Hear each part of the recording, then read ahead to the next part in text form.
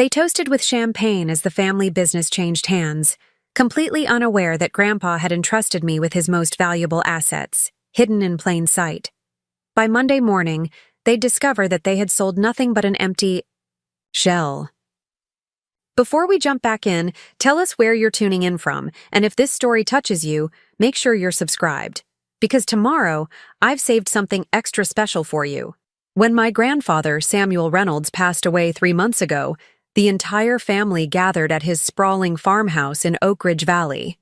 The same farmhouse where I'd spent countless summers learning the intricate details of Reynolds' agricultural supply, the business my grandfather had built from nothing over 60 years. Growing up, I was always the quiet one, the bookish granddaughter, who seemed more interested in ledgers than the glamorous lives my cousins pursued in the city. While they visited occasionally for holiday gatherings, I spent weekends and summers working alongside Grandpa Sam, absorbing everything about the regional agricultural supply business that had become the backbone of our rural community. "You have a mind for this, Victoria," Grandpa would say as I meticulously organized inventory systems or suggested improvements to delivery routes. "You see patterns where others just see numbers." My cousins Ryan and Melissa, along with my Uncle Philip, tolerated what they saw as my quaint fascination with Grandpa's old-fashioned business. They never bothered to understand the complex network of relationships with farmers across 3 states, the carefully negotiated supplier contracts, or the landholdings strategically acquired over decades. During the reading of the will, everyone appeared shocked when Grandpa Sam named me Victoria Reynolds as the primary inheritor of Reynolds Agricultural Supply. The business had grown to include 5 locations, substantial real estate holdings, and contracts with nearly every major farm within a 100-mile radius. My cousins sat stunned as the lawyer detailed my majority stake in the company. Uncle Philip's face turned an alarming shade of red. "This is ridiculous," he sputtered once the lawyer finished. "Victoria knows nothing about running a business of this scale. She's just a girl who helped with bookkeeping." His dismissal stung, but I remained silent. Grandpa's attorney, Mr. Donovan, continued reading, explaining that a board of directors would be established with family members, including Uncle Philip, Ryan, and Melissa, each receiving minority shares and board positions. Samuel believed in family governance, Mr. Donovan explained, adjusting his glasses.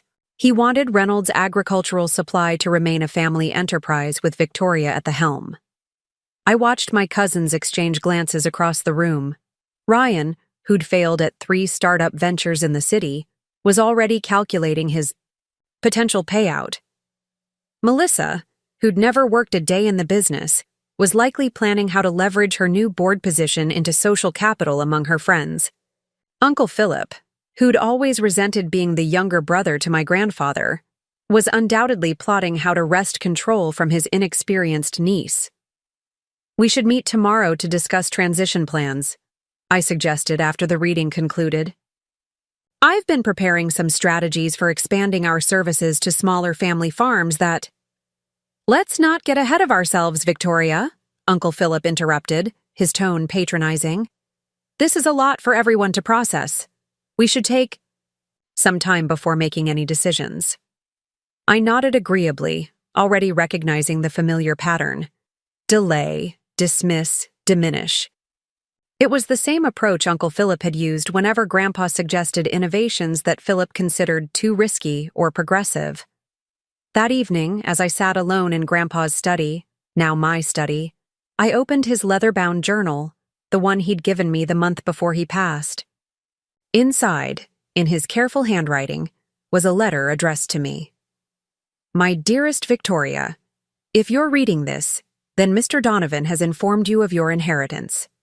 I've watched you grow from a curious child into a sharp-minded woman with the perfect combination of business acumen and compassion needed to lead Reynolds Agricultural Supply into the future.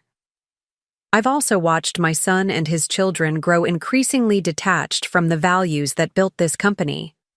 Their occasional interest in the business has always been tied to what they could extract from it. never what they could contribute. I fear they will not accept your leadership easily. Philip has always believed he should inherit everything, despite his lack of interest in actually understanding our business model beyond the profit margins. Ryan and Melissa have never shown genuine interest in the company's operations or its importance to the community we serve. I suspect they will attempt to undermine you, perhaps even try to force a sale of the company to one of the large agricultural conglomerates that have been circling us for years. Cortland Agribusiness has made numerous overtures, all of which I've rejected because their model would destroy the relationships we've built with family farmers. Which is why I've prepared a contingency plan. The letter continued, detailing the intricate safeguards my grandfather had put in place. As I read, I felt a strange mixture of grief and gratitude. Grief that he had anticipated such betrayal from his own family, and gratitude that he had prepared me so thoroughly. The very next morning, I discovered how prescient Grandpa Sam had been. "Victoria, we need to talk," Uncle Philip announced, entering my office without knocking. Ryan and Melissa trailed behind him, attempting to look solemn but failing to hide their excitement. "We've been discussing the future of Reynolds Agricultural Supply," Uncle Philip continued, settling into a chair across from my desk.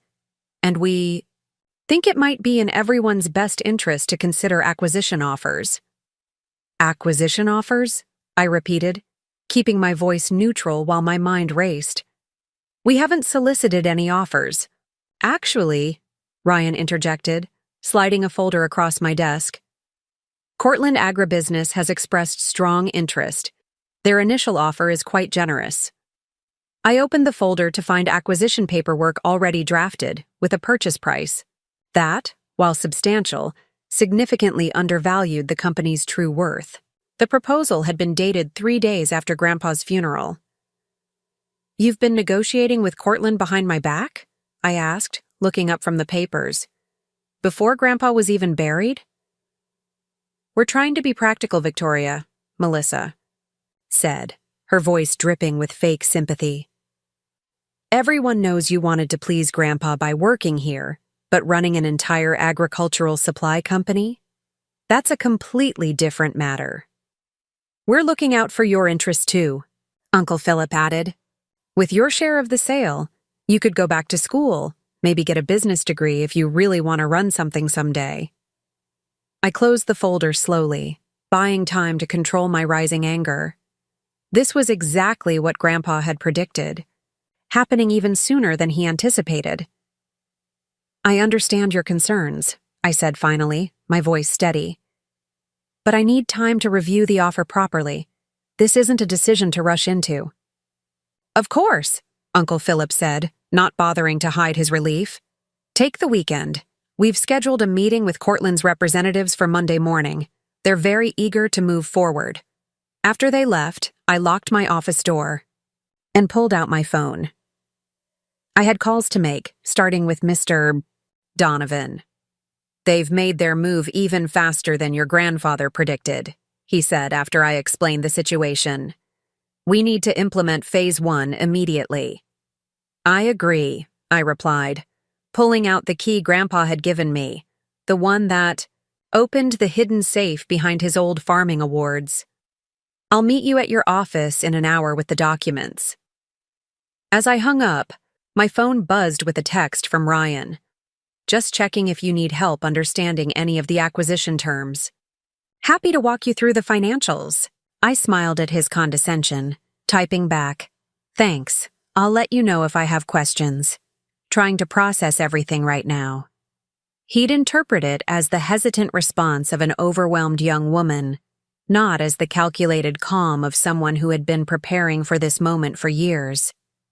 Little did they know that while they were already mentally spending their windfall from selling Grandpa's legacy, I was executing a plan that would leave them with nothing but an empty shell and their own shattered greed. I arrived at Mr. Donovan's law office exactly 57 minutes later, carrying a leather portfolio that contained what Grandpa Sam called the insurance policy. The receptionist, Mrs. Winters, who had worked with my grandfather for over 30 years, smiled knowingly as I entered. Preparing and narrating this story took us a lot of time, so if you are enjoying it, subscribe to our channel. It means a lot to us. Now back to the story. "He said you'd be the one to carry on properly," she whispered as she escorted me to Mr. Donovan's private office. Samuel always knew who to trust. The lawyer rose to greet me, closing the door firmly behind Mrs. Winters. "Victoria, I've started the preparations as Samuel instructed. How are you holding up?" "Better than they think," I replied, placing the portfolio on his desk. "They believe I'm some naive bookkeeper who can be intimidated into selling." Mr. Donovan chuckled, opening the portfolio to reveal the documents inside. "Your family has severely underestimated you." That was always Samuel's greatest advantage, too, being underestimated. What my relatives never bothered to learn was that my bookish nature had earned me a double major in agricultural business management and corporate law from Cornell University. The summers I spent with Grandpa weren't just sentimental visits. They were carefully structured apprenticeships. While my cousins saw me filing papers and organizing inventory, I was actually learning every aspect of the business, from negotiating supplier contracts to understanding the complex land management strategies that made Reynolds Agricultural Supply so valuable. "Samuel left specific instructions," Mr. Donovan said, pulling out another folder from his desk. "He anticipated that Philip would try to orchestrate a sale if given any authority. That's why he structured your inheritance the way he did." He spread out a diagram showing the true corporate structure of Reynolds Agricultural Supply. What appeared on paper as a single-family business was actually a carefully constructed network of separate legal entities, each one holding different key assets. The company they're trying to sell to Cortland, Reynolds Agricultural Supply, Inkier, is essentially just the operational shell, Mr. Donovan explained. The most valuable assets, the land holdings, the water rights, the equipment, and the exclusive supplier contracts, are all held by separate entities that Samuel quietly transferred to you over the past 5 years. I nodded, remembering the legal homework Grandpa had me complete on my visits. The annual gifting program. Exactly. Each birthday, Christmas, and graduation, while your cousins received checks, you received shares in these separate entities. By the time Samuel passed, you had complete ownership of Reynolds Holdings. I'll see Oak Ridge Valley Properties and Heartland Supplier Network, the companies that actually own everything of value. The brilliance of Grandpa's strategy was in its simplicity and legality. Everything had been properly documented, taxes paid, transfers recorded. Nothing could be challenged as improper or underhanded. "But they don't know this?" I asked, although I already knew the answer. "Philip never bothered to understand the corporate structure," Mr. Donovan confirmed. "He saw the board position as a status symbol, not a responsibility. He signed the annual reports without reading them. Your cousins are even more oblivious." What struck me most was not my family's greed. I had long ago accepted that reality, but their lack of curiosity. They never wondered why Grandpa's business thrived while similar operations failed during the agricultural crisis 5 years ago. They never questioned how he managed to secure exclusive contracts with suppliers when larger corporations couldn't. They simply assumed it was luck or some old-school relationship building. They never realized it was strategic brilliance. "What about the employees?" I asked, thinking of the loyal team who had worked alongside my grandfather for decades. "Samuel took care of them too," Mr. Donovan assured me, pulling out another document. "Key personnel have already been transferred to Heartland Operations, another entity under your control. The remaining staff have guaranteed positions and transition bonuses waiting." This was the grandfather I knew, thorough, fair, and always 3 steps ahead. While cultivating his image as a simple, old-fashioned businessman, he had built a sophisticated enterprise designed to withstand precisely this type of family betrayal. "So when Cortland purchases Reynolds Agricultural Supply," I began, They'll get the name, the flagship store building which is actually leased, not owned, and a customer list that's practically worthless without the supplier relationships. Mr. Donovan finished, a hint of satisfaction in his voice. They're corporate raiders, Victoria. They've done this to family businesses across the Midwest. Your grandfather made sure they wouldn't do it to his legacy. I pulled out my phone, checking the time. Uncle Philip texted while I was driving over. They've moved up the meeting with Cortland to tomorrow afternoon. Apparently, the buyers are eager to finalize terms. Mr. Donovan raised an eyebrow. Faster than we anticipated. Are you ready for phase 2? I've been ready for years, I replied, thinking of all those late nights studying corporate structuring with Grandpa. The weekends spent visiting remote properties that were far more valuable than they appeared. The careful introductions to key suppliers and industry contacts who knew to contact me, not Philip, when critical decisions needed to be made. My phone buzzed again, a group text from Melissa to the family. Celebrating our new beginnings tonight. Drinks at Westfield Club at 8, bringing the champagne. I showed Mr. Donovan, who shook his head slowly. They're celebrating before the deal is even finalized. Typical, I said, tucking the phone away. Ryan's probably already put a down payment on a new sports car. Will you attend their celebration? He asked, gathering the documents into a secure file. I considered the question. Part of me wanted to avoid their premature victory party. Another part, the strategic part Grandpa had nurtured, knew the value of information. Yes, I decided. I need to understand exactly what they've promised Cortland.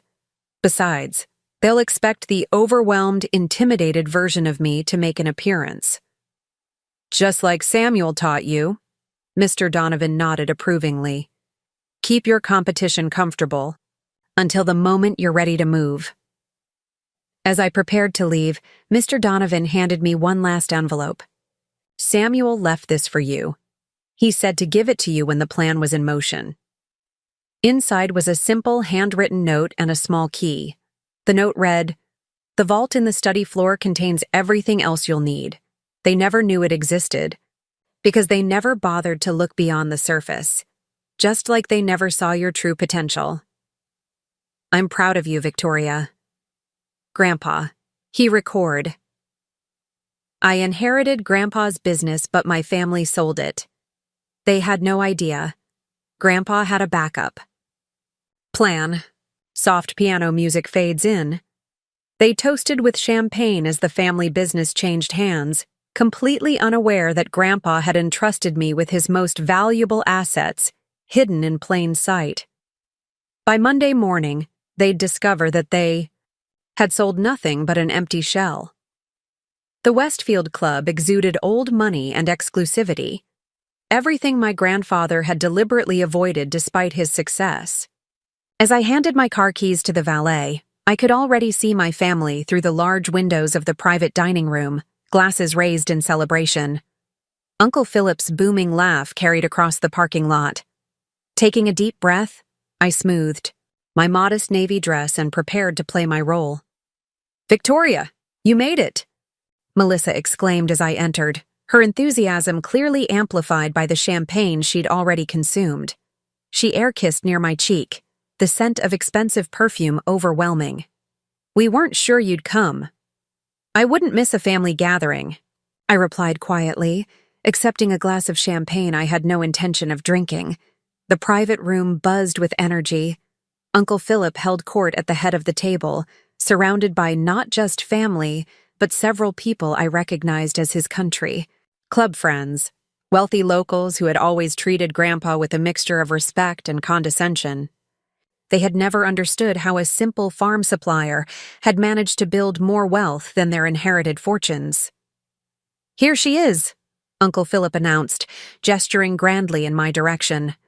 The reluctant heiress who's wisely decided to let the professionals take over. Polite laughter rippled through the group. I forced a small smile, not correcting his presumption. "Victoria," Ryan approached, lowering his voice in what he probably thought was a compassionate tone. "No hard feelings?" About the sale, right? Grandpa meant well, but this is really for the best. You're just starting out. You don't need the burden of a failing agricultural business. Failing? I questioned, keeping my voice innocent. The quarterly reports showed 15% growth. Ryan waved dismissively. Surface numbers. The industry is changing. Consolidation is inevitable. Small operations like ours can't compete with the big players long term. It took significant self-control not to correct him. Reynolds' agricultural supply wasn't small by any measure, and its strategic positioning made it exceptionally competitive. But Ryan, with his series of failed startups and business school dropout status, had always considered himself the family's financial expert.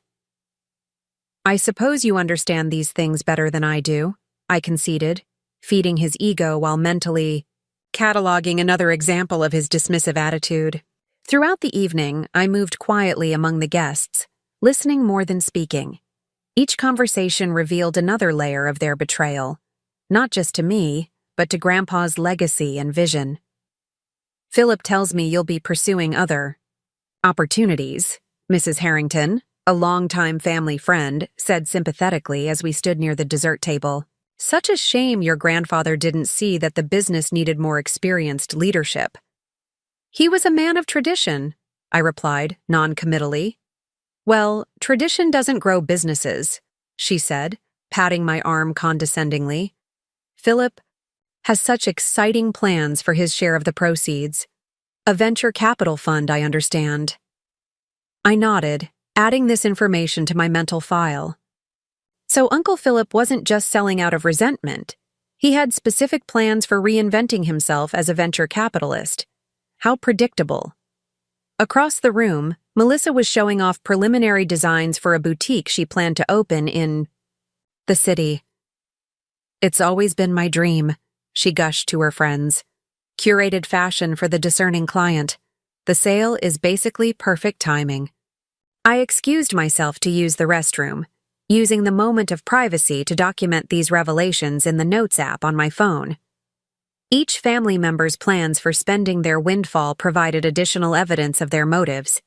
Evidence that could prove useful if they attempted to challenge what was coming. When I returned, I noticed Uncle Philip and two men in expensive suits had moved to a corner table. I recognized one as Daniel Walsh, Cortland Agribusiness's Regional Acquisition Director. The other, based on photos I'd researched, was likely Robert Kessler, their legal counsel. Victoria, Uncle Philip called, waving me over. These gentlemen from Cortland wanted to meet you. I approached with deliberate hesitancy, maintaining my facade of uncertainty. Ms. Reynolds, Walsh extended his hand. A pleasure to meet you. Your family speaks highly of your dedication to your grandfather.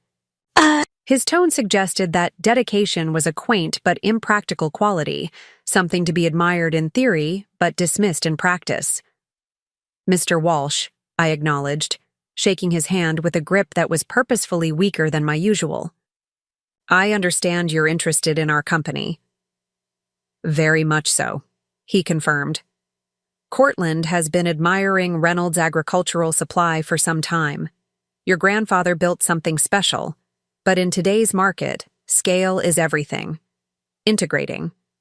With our operations will allow his legacy to continue within a more sustainable structure. The corporate doublespeak was impressive. Integrating meant dismantling. Sustainable structure meant laying off most of the employees and extracting all possible value before discarding what remained.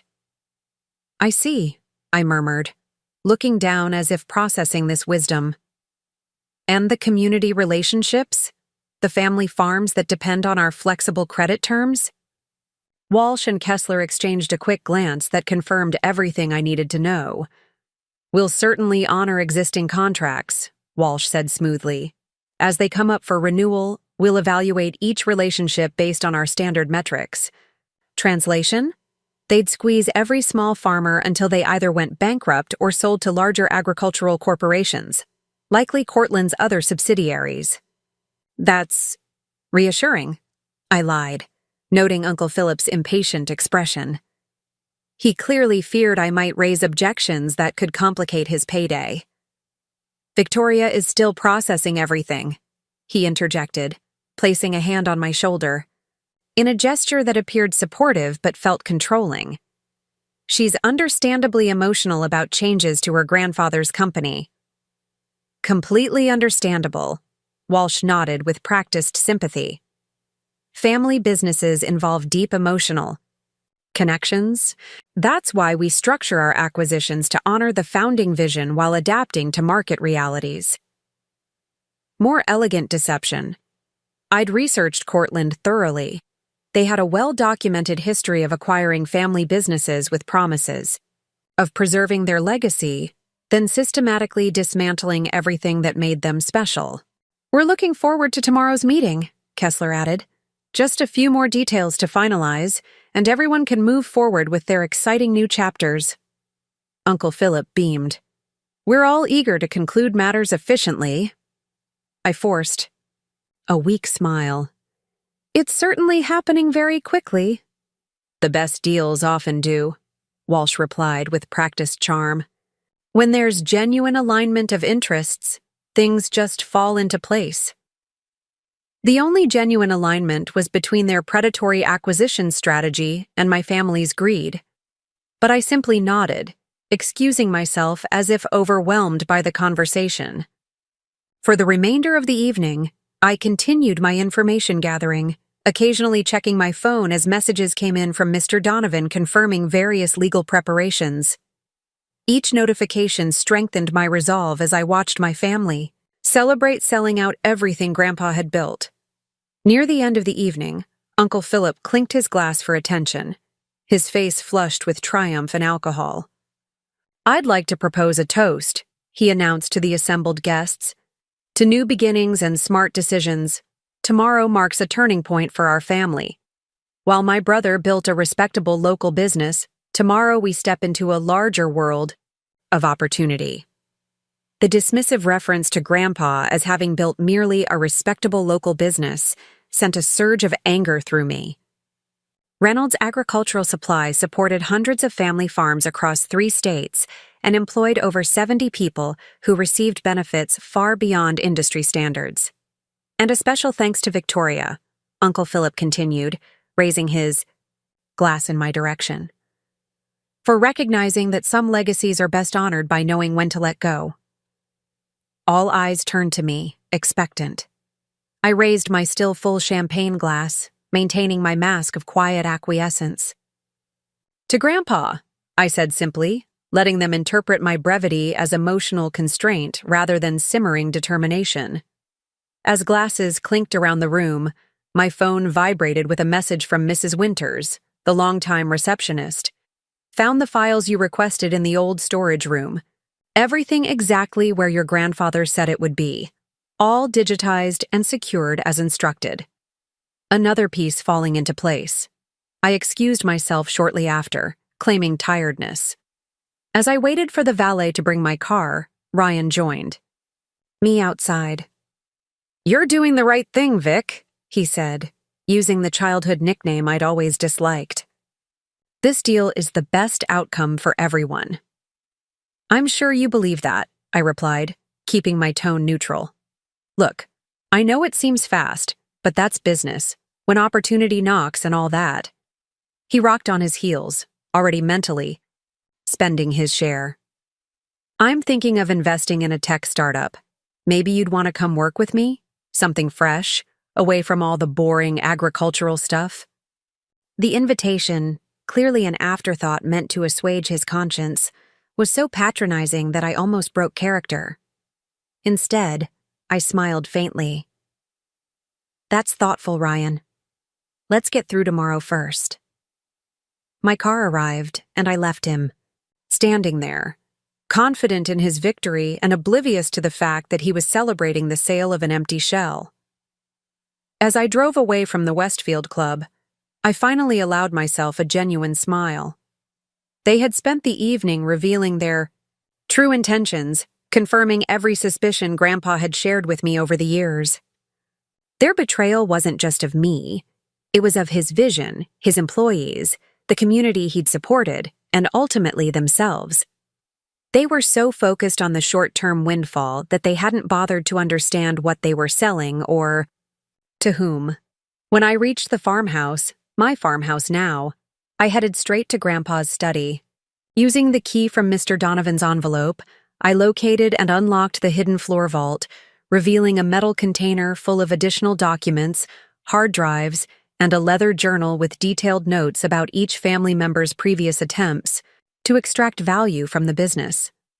This wasn't just documentation for legal protection, it was a chronicle of pattern recognition.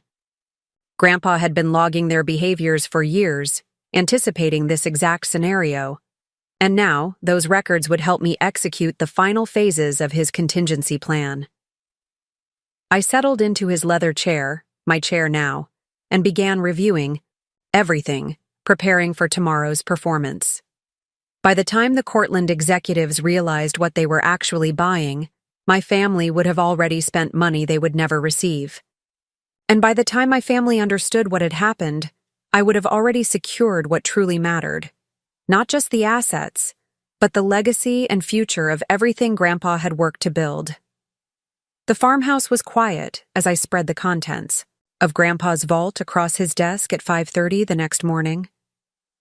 Sleep had been brief but sufficient.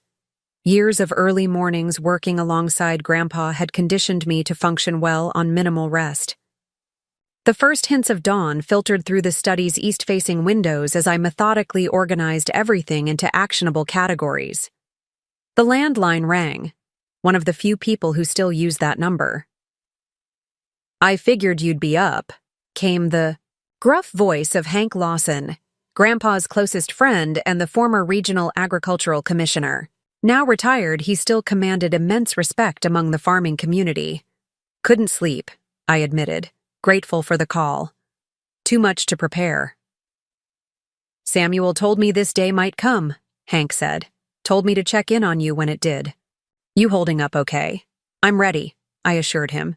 "Just reviewing the final pieces of his contingency plan." Hank chuckled, a sound like worn leather. "Your grandfather always said you were the only one who truly understood what he built. The others just saw dollar signs." "They still do," I said, glancing at the Cortland acquisition documents I'd photographed during the celebration. "The meeting's at 2:00 today. And you'll be ready?" "I've been ready for years," I replied, thinking of all the carefully documented lessons Grandpa had imparted. "But I could use your help with Phase 3. "Already on it," Hank confirmed.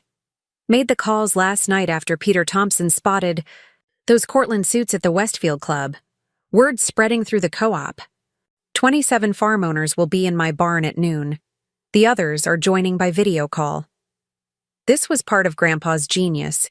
He'd built relationships strong enough that even after his death, people rallied to protect his vision.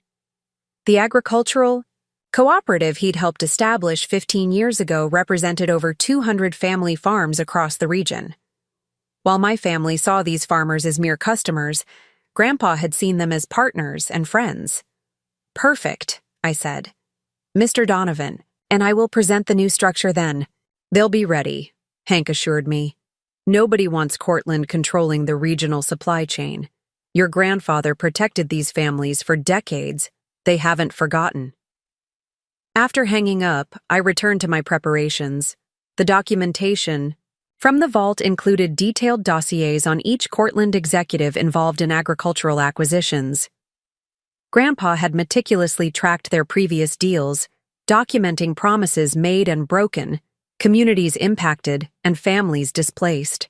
When small farms could no longer survive Cortland's predatory pricing.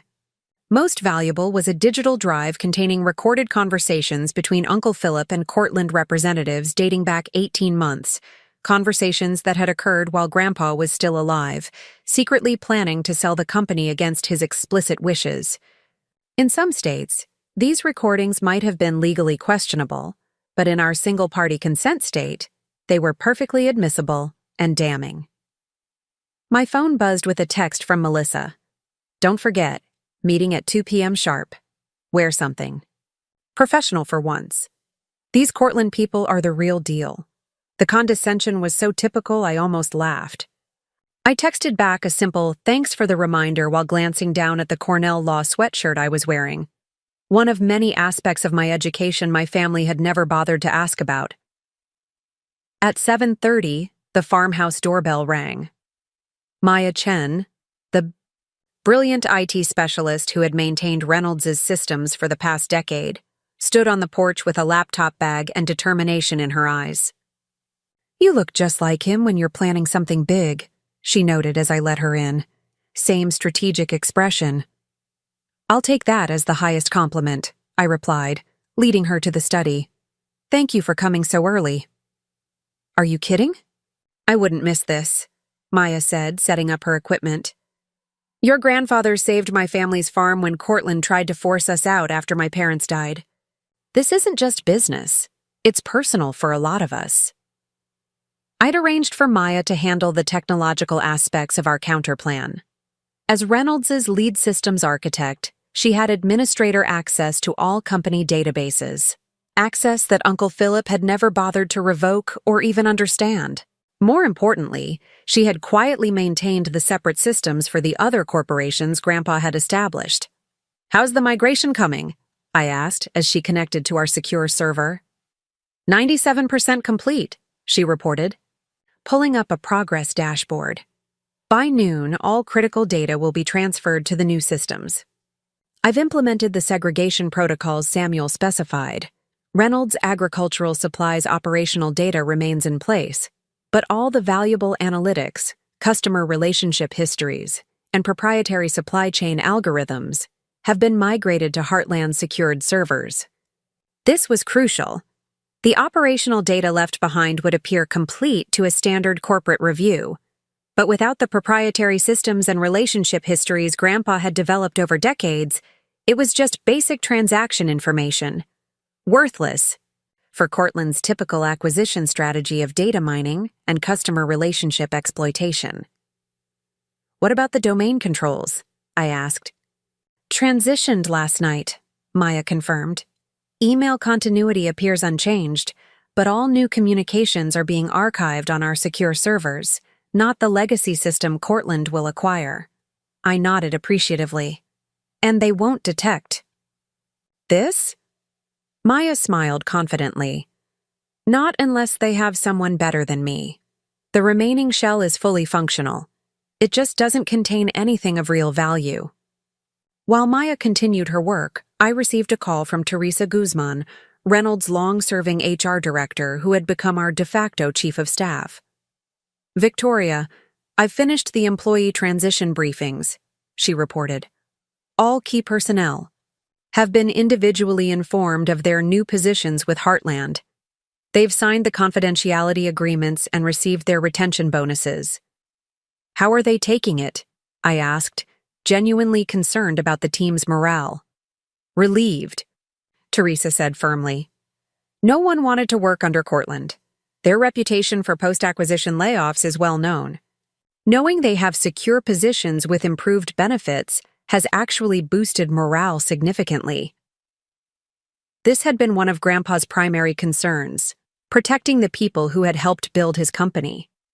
The restructuring ensured that valuable employees would continue their work under the new entities, while those few who remained with the shell company would receive generous severance packages once Cortland inevitably downsized. "And the timing works?" I confirmed. "Perfectly," Teresa assured me. "Official transfer notices will be delivered to their Reynolds email accounts at 3:15 today, approximately 1 hour after your meeting with Cortland begins. By then, the acquisition agreement will likely be signed, making it Cortland's problem, not yours." Another piece successfully in place. I thanked Teresa and turned my attention to the financial aspects of our plan. Lindsay Morgan, our chief financial officer and one of Grandpa's most trusted advisors, arrived next. In her 60s with a no-nonsense demeanor, she had managed Reynolds' increasingly complex finances for over 20 years. Uncle Philip had tried to force her into early retirement multiple times, never succeeding and never understanding that her loyalty was to the company's mission, not to him. "The account transitions are complete," she reported, setting her briefcase on the desk. "All supplier payment protocols now route through Heartland's systems. The Reynolds accounts retain exactly the minimum operating capital required by the corporate bylaws, not a penny more." "And the outstanding receivables?" I asked. "Redirected as of midnight," Lindsay confirmed. "New customer payments now flow to Heartland accounts. The shell company will show healthy financial statements based on historical performance, but the actual cash flow has already been diverted." This was perhaps the most elegant aspect of Grandpa's plan. The company's financial statements, which Cortland had undoubtedly reviewed, showed a profitable enterprise with strong cash flow. What they couldn't see was that this cash flow had already been legally redirected to the new entities through a complex but entirely legitimate restructuring that exploited contract clauses my family had never bothered to read. "Cortland's due diligence team didn't catch this?" I asked, though I already knew the answer. Lindsay's smile was sharp. "Your uncle provided them with the quarterly reports he receives as a board member. Those reports show consolidated results that include all entities under the Reynolds umbrella. He never understood that the healthy profits he was so eager to sell come primarily from operations and assets that are no longer part of the shell company they're acquiring." By mid-morning, Mr. Donovan arrived with the final legal documents prepared. We gathered in the kitchen, a team of loyal experts who had recognized Grandpa's vision long before I had. "The transfer documents are complete," Mr. Donovan announced, spreading papers across the large farmhouse table. "Heartland Supplier Network has now formally acquired the exclusive distribution rights from all major agricultural suppliers.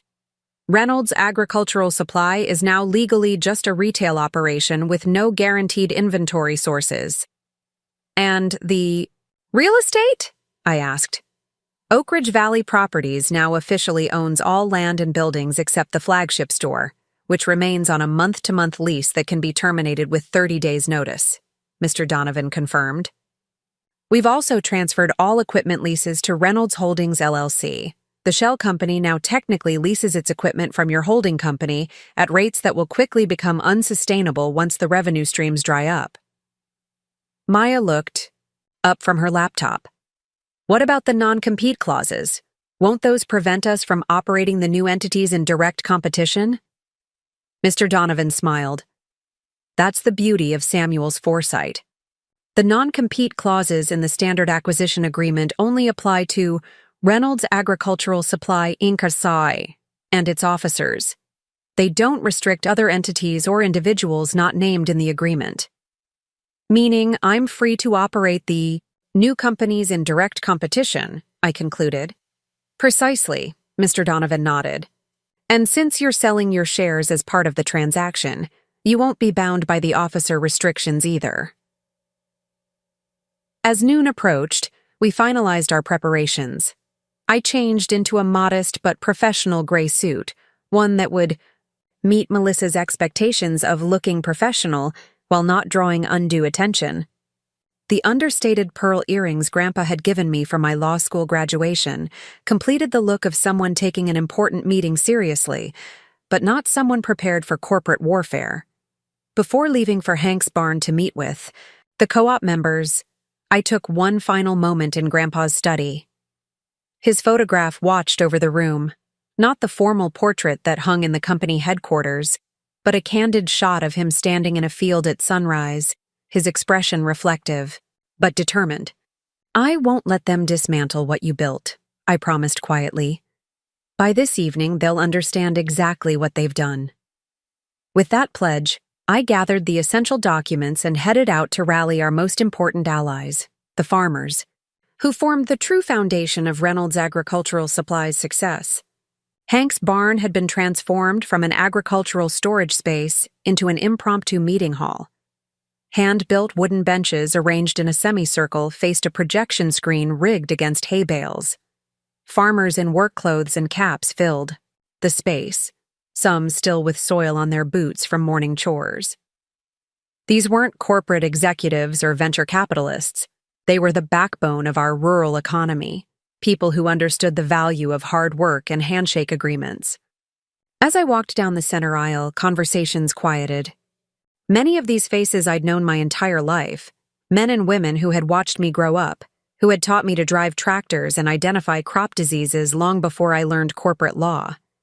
Their expressions ranged from curious to concerned, but not one showed the condescension I'd grown accustomed to from my family. "Victoria's here," Hank announced unnecessarily, his weathered hand gesturing me forward. On a folding table near the makeshift stage sat an old-fashioned speakerphone connected to a conference line for those who couldn't attend in person. "Thank you all for coming on such short notice," I began, my voice stronger than I'd anticipated. "As many of you have heard, my family is finalizing the sale of Reynolds Agricultural Supply to Cortland Agribusiness this afternoon." Murmurs of displeasure rippled through the audience. Cortland's reputation had preceded them. Their aggressive acquisition strategy had already claimed 3 family-owned agricultural businesses in neighboring counties, each followed by price hikes, service reductions, and broken promises. "What your grandfather feared has come to pass," said Eleanor Wilson, no relation, a third-generation wheat farmer. "Philip never understood what Samuel built was more than just a business." "No, he didn't," I acknowledged. "But my grandfather understood my family better than they understood themselves. He anticipated this scenario and prepared accordingly." I nodded to Mr. Donovan, who connected his laptop to the projector. A corporate structure diagram appeared on screen, showing the complex web of entities my grandfather had created. "Reynolds Agricultural Supply, the company being sold today, is just one component of a larger network," I explained, using a laser pointer to highlight different sections.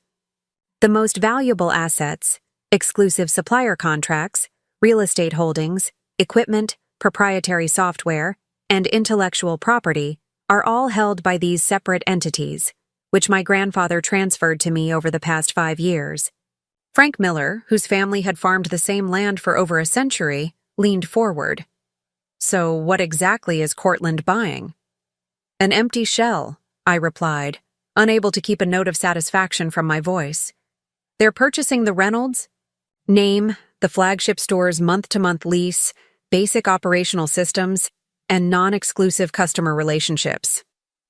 "What about our accounts?" asked Sarah Tran, whose family operated one of the largest rice farms in the state. "We've had credit arrangements with Reynolds for decades." "Your relationships remain secure," I assured her. "As of last night, all supplier and customer accounts have been transferred to Heartland Supplier Network, a company now under my sole control. Your credit terms, discount structures, and payment arrangements remain unchanged." Relief visibly spread through the assembled farmers.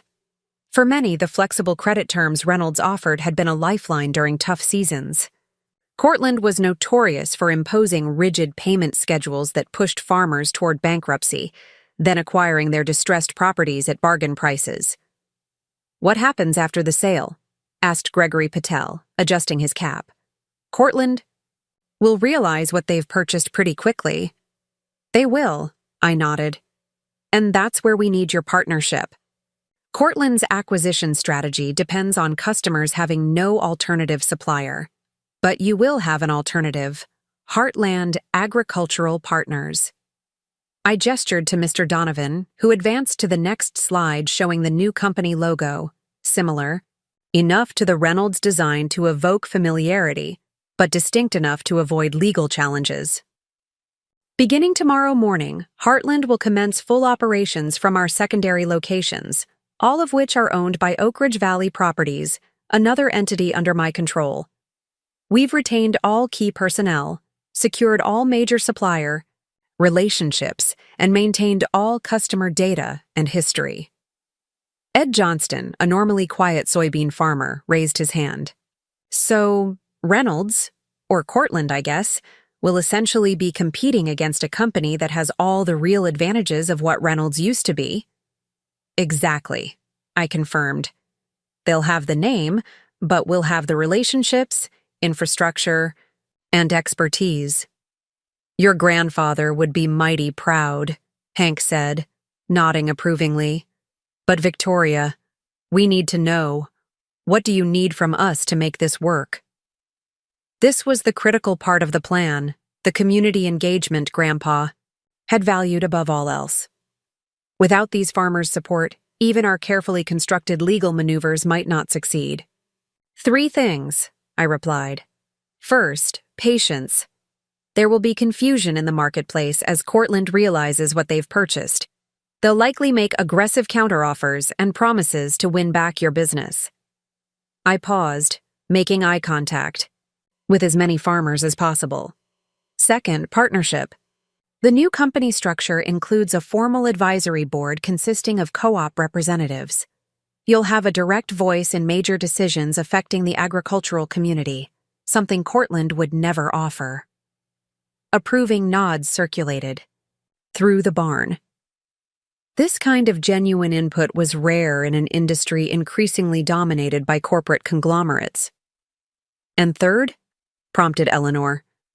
Spread the word, I said simply. Let other farmers know they have a choice, that they don't have to accept Cortland's terms or watch another local business be dismantled for corporate profit.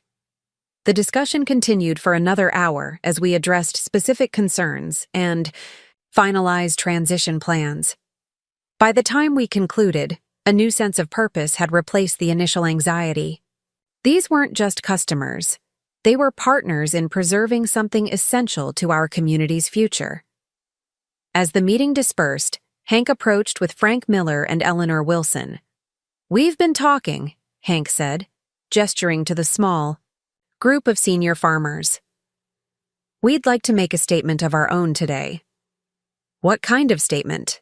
I asked, intrigued. Frank smiled, the expression transforming his weathered face. We thought we might pay a visit to Reynolds' headquarters. Around, say, 2:30? Just when your family's meeting with Cortland should be wrapping up. Eleanor nodded. Nothing disruptive, just a group of concerned customers inquiring about the sudden change in ownership. Maybe asking some pointed questions about future, credit terms, delivery schedules, and community commitments. I couldn't help but smile at the elegant simplicity of their proposal. That would certainly make an impression on Cortland's executives. We thought so too, Hank agreed with a wink. They should understand exactly what they're walking into. After leaving the barn meeting, I had just enough time to return to the farmhouse and prepare for the upcoming confrontation. Mr. Donovan accompanied me, reviewing final details for the afternoon's performance. Remember, he counseled as we pulled into the driveway, the key is to maintain your composure no matter what happens. Your family and Cortland will likely become quite agitated when they realize the situation. I've been practicing my surprised face, I assured him wryly. I want to appear appropriately shocked when Uncle Philip realizes what he's actually sold.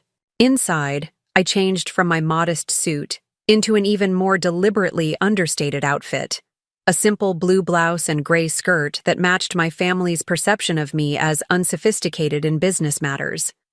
I removed my pearl earrings in favor of small silver studs that had belonged to my grandmother.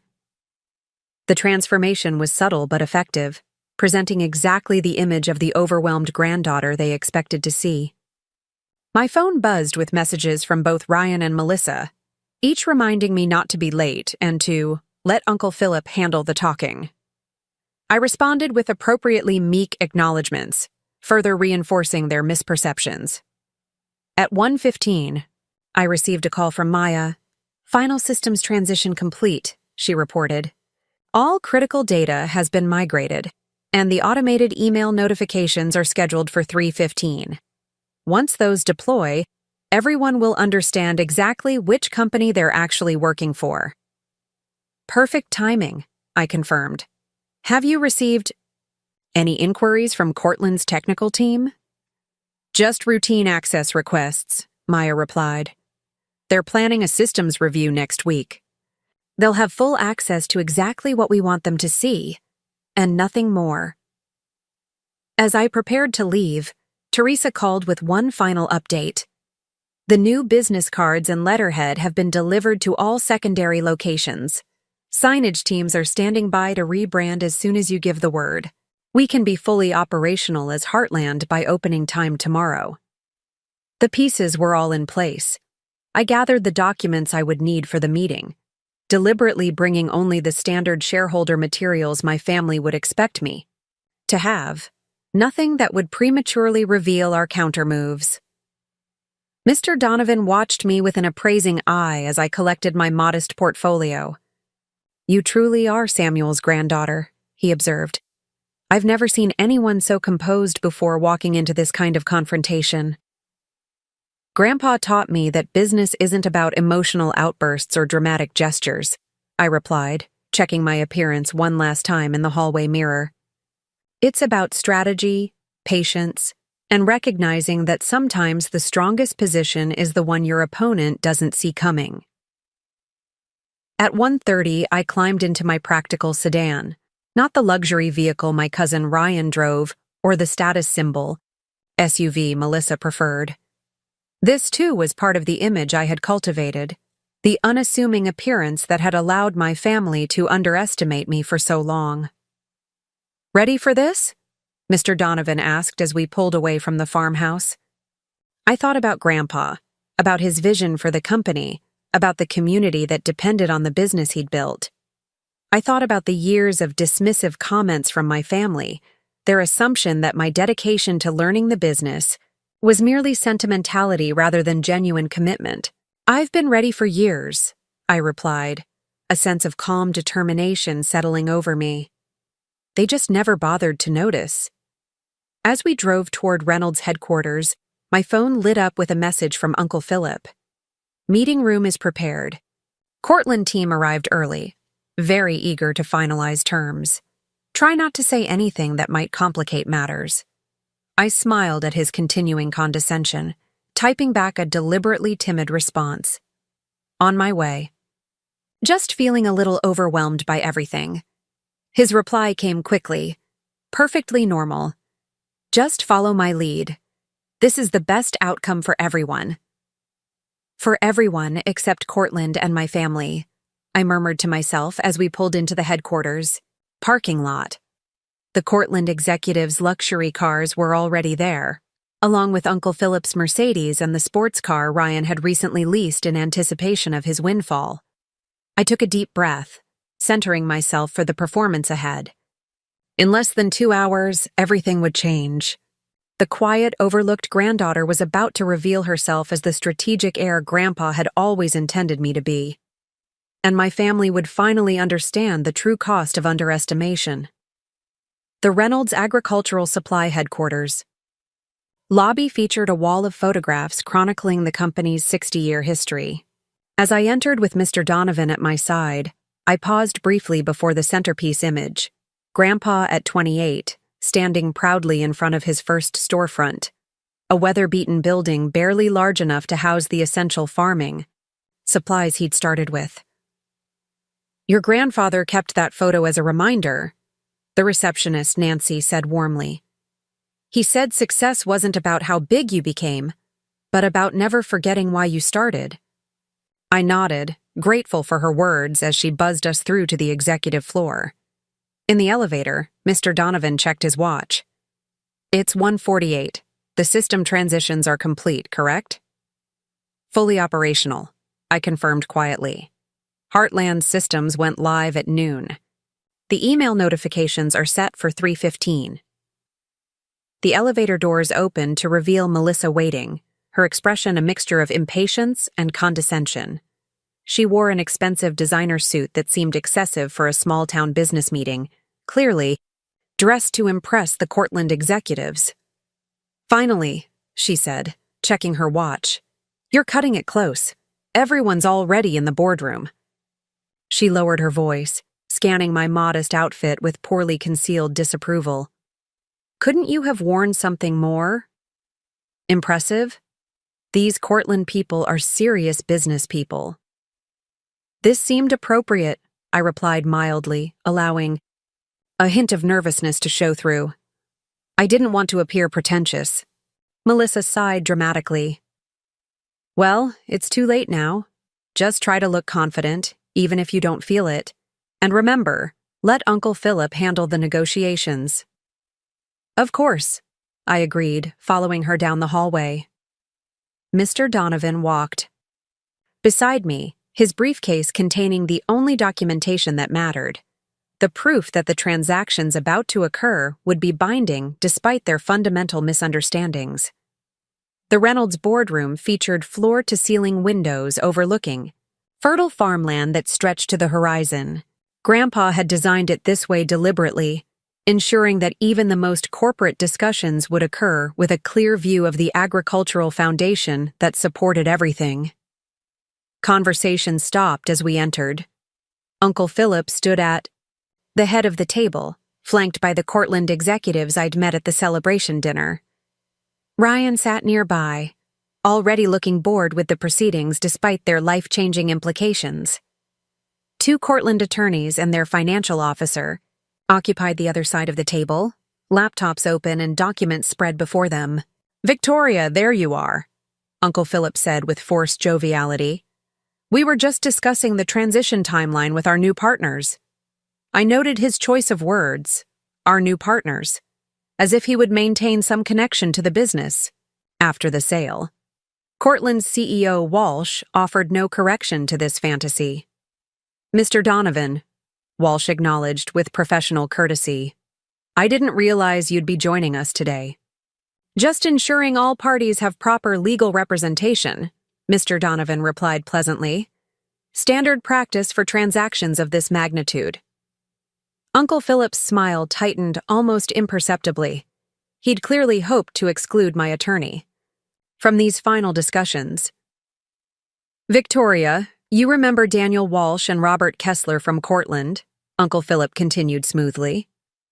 "And this is Patricia Vega, their CFO, and Michael Burke, their transition manager." I greeted each with a firm handshake, but deliberately subdued demeanor. Vega assessed me with sharp eyes, her expression betraying mild curiosity about my role. Burke barely looked up from his laptop, already planning the dismantling of what he believed he was acquiring. "Shall we get started?" Uncle Philip suggested, gesturing to the chairs. "We've prepared the final transfer documents as discussed, with the adjustments your legal team requested." As everyone settled around the table, I took the seat furthest from the action, positioning myself as an observer rather than a decision-maker. Mr. Donovan sat beside me, quietly opening his briefcase. "Before we proceed," Walsh began, "I'd like to clarify the immediate transition plans. As discussed with Philip, we intend to begin integration immediately, with Cortland management teams arriving tomorrow to commence operational assessment." The speed was predictable. Cortland's standard acquisition playbook involved rapid takeover to prevent any assets or key personnel from escaping their grasp. What Walsh didn't know was that this urgency would only accelerate his discovery of what they'd actually purchased. "That timeline works for us," Uncle Philip confirmed without consulting anyone else. "Reynolds' staff has been informed that ownership changes are coming, though specific details have been withheld pending today's finalization." Another convenient fiction. The staff had indeed been informed, but not in the way Uncle Philip believed. Teresa's carefully worded internal memo had prepared them for significant organizational changes, without specifying the nature of those changes. "Excellent," Walsh nodded. "Our priority is ensuring continuity for your agricultural customers while we implement Cortland's enhanced efficiency protocols." The euphemism for their cost-cutting and price-hiking strategies made me suppress a smile. By this time tomorrow, those agricultural customers would already be receiving deliveries from Heartland trucks. The meeting proceeded with methodical corporate efficiency. Presentations outlined Cortland's integration strategy, transition timelines, and financial projections. I remained quiet, occasionally taking notes or nodding thoughtfully, playing the role of the intimidated granddaughter overwhelmed by corporate proceedings. During a discussion of supplier contracts, I noticed Vega frowning slightly at her laptop screen. "These exclusive supply arrangements," she said, looking up at Uncle Philip. They transfer with the company, correct? Of course, Uncle Philip replied without hesitation. All operational agreements are included in the acquisition. Mr. Donovan and I exchanged the briefest glance. Uncle Philip was making promises he couldn't keep, promises about assets he didn't control. Walsh turned to me directly for the first time. Victoria, as someone who worked closely with your grandfather, you must have insight into these supplier relationships. Any concerns about transition issues we should address? The question presented a delicate moment. My first opportunity to plant seeds of doubt without revealing our full strategy. Grandpa always emphasized the personal nature of our supplier partnerships, I replied carefully. Many were built on decades of mutual trust. I'm sure they'll be interested to understand Cortland's approach to these relationships. Walsh nodded as if receiving valuable but ultimately inconsequential advice. We value those relationships and intend to maintain them, perhaps with more formalized structures. The discussion returned to financial details, with Ryan occasionally interjecting questions about the payment schedule. His eagerness to receive his share was barely concealed, his attention focused entirely on when funds would be dispersed rather than what was actually being sold.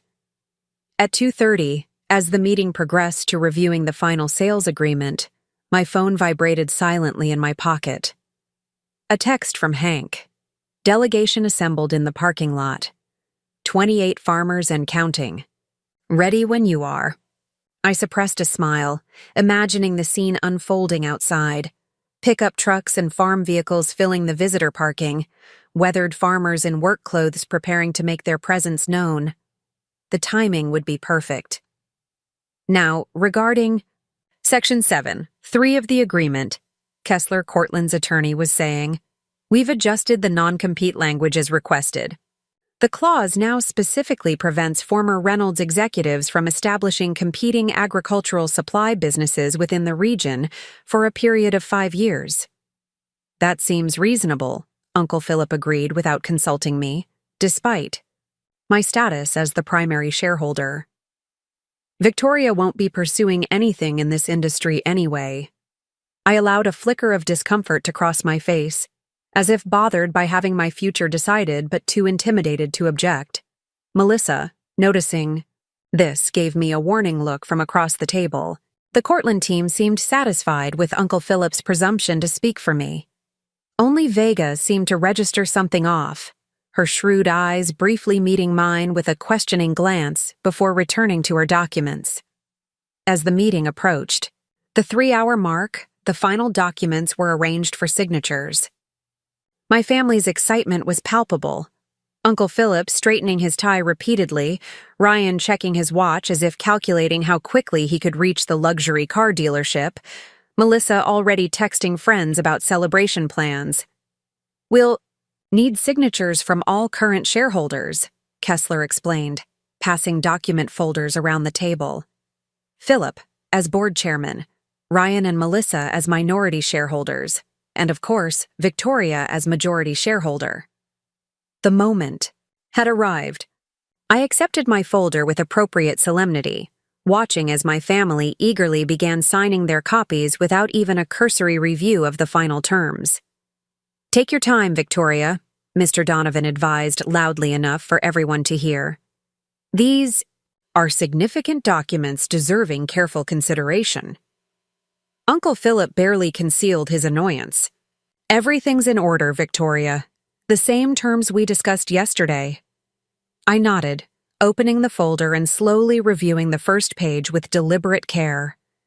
The clock on the wall read 2:55. In 20 minutes, the automated emails would deploy, revealing to every employee, supplier, and customer the true nature of today's transactions. Victoria, Uncle Philip prompted, his patience visibly thinning. We shouldn't keep our partners waiting. I just want to be thorough, I replied, turning to the next page with studied concentration. Grandpa always said never to sign anything you haven't read completely. Ryan sighed dramatically. It's a standard acquisition agreement, Vic. Nothing complicated. If only he knew how wrong he was. Nothing about this agreement was standard, and everything was complicated, specifically because of what the documents didn't include. At precisely 3 Gao, Nancy's voice came through the intercom. "Excuse me, Mr. Reynolds, but there's a large group of agricultural customers in the lobby asking to speak with management about the ownership change. They seem quite insistent." Uncle Philip frowned, pressing the intercom button. "Tell them we're in an important meeting and will issue a formal statement tomorrow." "I tried, sir," Nancy replied, a hint of satisfaction in her voice that only I would recognize. "They've said they're not leaving until they speak with someone in authority about the future of their accounts." Walsh shifted uncomfortably. "Perhaps we should address their concerns. Customer retention is critical during ownership transitions." "I'll handle it after we conclude here," Uncle Philip said dismissively. "Just some farmers worried about changes to their credit terms.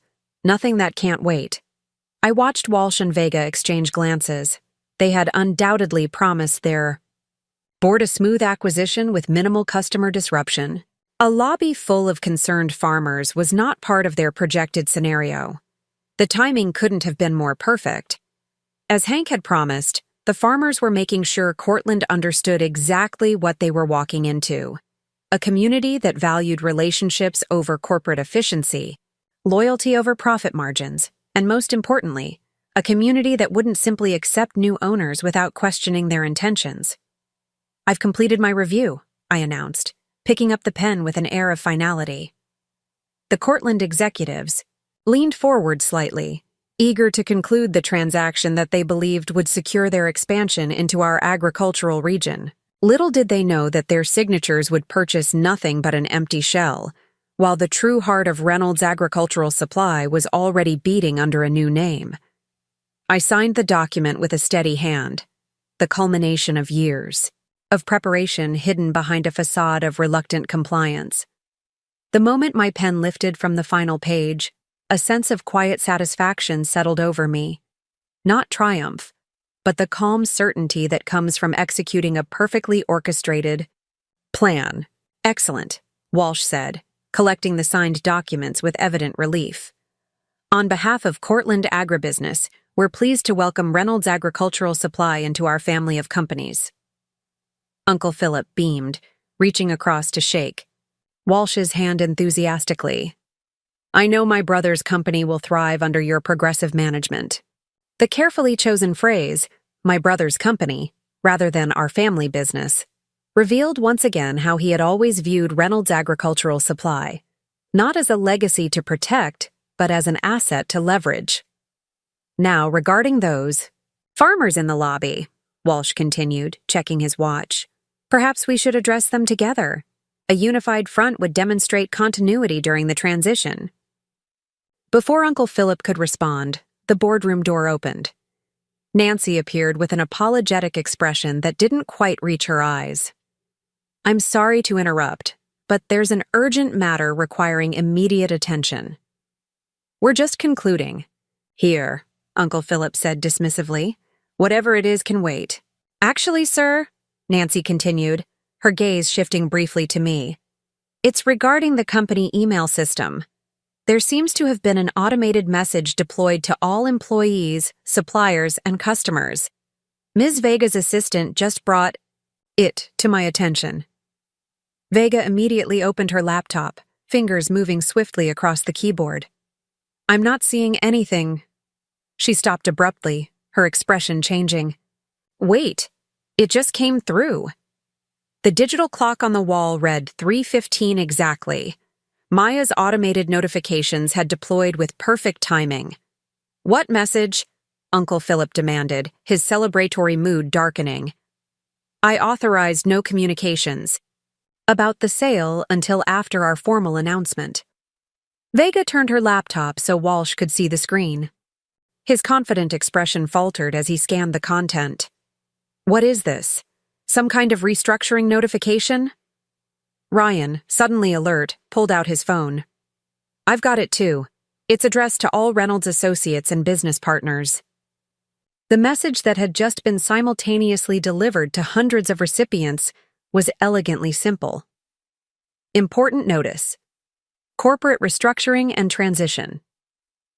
Dear valued partner, effective immediately, all operations previously conducted under Reynolds Agricultural Supply are transitioning to Heartland Agricultural Partners, a company founded on the same principles of service, integrity, and community support that have guided us for 60 years. All existing accounts, credit arrangements, supplier contracts, and business relationships will continue uninterrupted through Heartland, with the same team members you've always trusted serving you from our network of locations throughout the region. Only our name is changing. Our commitment to you remains stronger than ever. For any questions, please contact your usual representative, who will now be serving you as part of the Heartland team. Sincerely, Victoria Reynolds, President and CEO, Heartland Agricultural Partners. The boardroom fell silent as the implications of the message sank in. Uncle Philip's face flushed crimson as he turned to me, comprehension and fury dawning simultaneously. "What have you done?" he demanded. "This is completely unauthorized. We just signed the sale agreement." I maintained my composure, the meek facade falling away. "I've done exactly what Grandpa prepared me to do. I've preserved the true value of his life's work." Walsh's expression hardened as he turned to his attorney. "Kessler, what's happening here? Is this some kind of last-minute negotiation tactic?" Mr. Donovan chose this moment to intervene, his calm professional tone cutting through the tension. "Not a tactic, Mr. Walsh. A reality you should have discovered during due diligence. What you've purchased today is Reynolds Agricultural Supply, Inc., a corporate entity that, while legitimate, no longer holds the assets you believed you were acquiring." "That's absurd," Uncle Philip sputtered. "The company is the company." "Actually," I corrected him, opening my own folder and sliding the documents across the table, "the company is a carefully structured network of entities.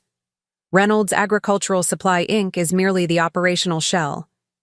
The real assets, the land, buildings, supplier contracts, equipment, intellectual property, and customer data, are all held by separate companies that weren't included in today's transaction." Melissa stared at me with disbelief. "That's not possible. We're on the board." "Of Reynolds Agricultural Supply, Inc. and your crew," Mr. Donovan clarified. "You never served on the boards of Reynolds Holdings LLC, Oak Ridge Valley Properties, or Heartland Supplier Network, the entities that actually own everything of value. Those companies have been under Victoria's sole control for years." Ryan lunged for the documents, scanning them with growing horror. "These transfers are dated. These go back 5 years. How did we not know about this?" "Because you never read the reports," I said simply. "You signed off on annual financial statements showing payments to affiliated entities without ever questioning what those entities were or who controlled them. Grandpa transferred the assets gradually, year by year, while you collected your board stipends and focused on the profits without understanding their source." The Cortland executives were rapidly shifting from confusion to anger as they realized the nature of what they'd purchased. Walsh turned to Vega. "Pull up the asset list from the due diligence report." She was already furiously typing. Our team verified the consolidated financial statements showed substantial assets and property holdings. Consolidated statements, I emphasized, which included all affiliated entities under the Reynolds umbrella. But the purchase agreement you just signed specifically covers only Reynolds Agricultural Supply, Inc., not the affiliated companies that own the actual assets. Kessler snatched the acquisition agreement, flipping through pages with growing agitation. "This is fraud. You deliberately misrepresented the company structure." "Not at all," Mr. Donovan replied calmly. "Every document provided was factually accurate. The consolidated statements clearly labeled affiliated entities as separate legal structures. Your team never requested detailed information on those specific entities or their ownership. That would have been basic due diligence for an acquisition of this magnitude."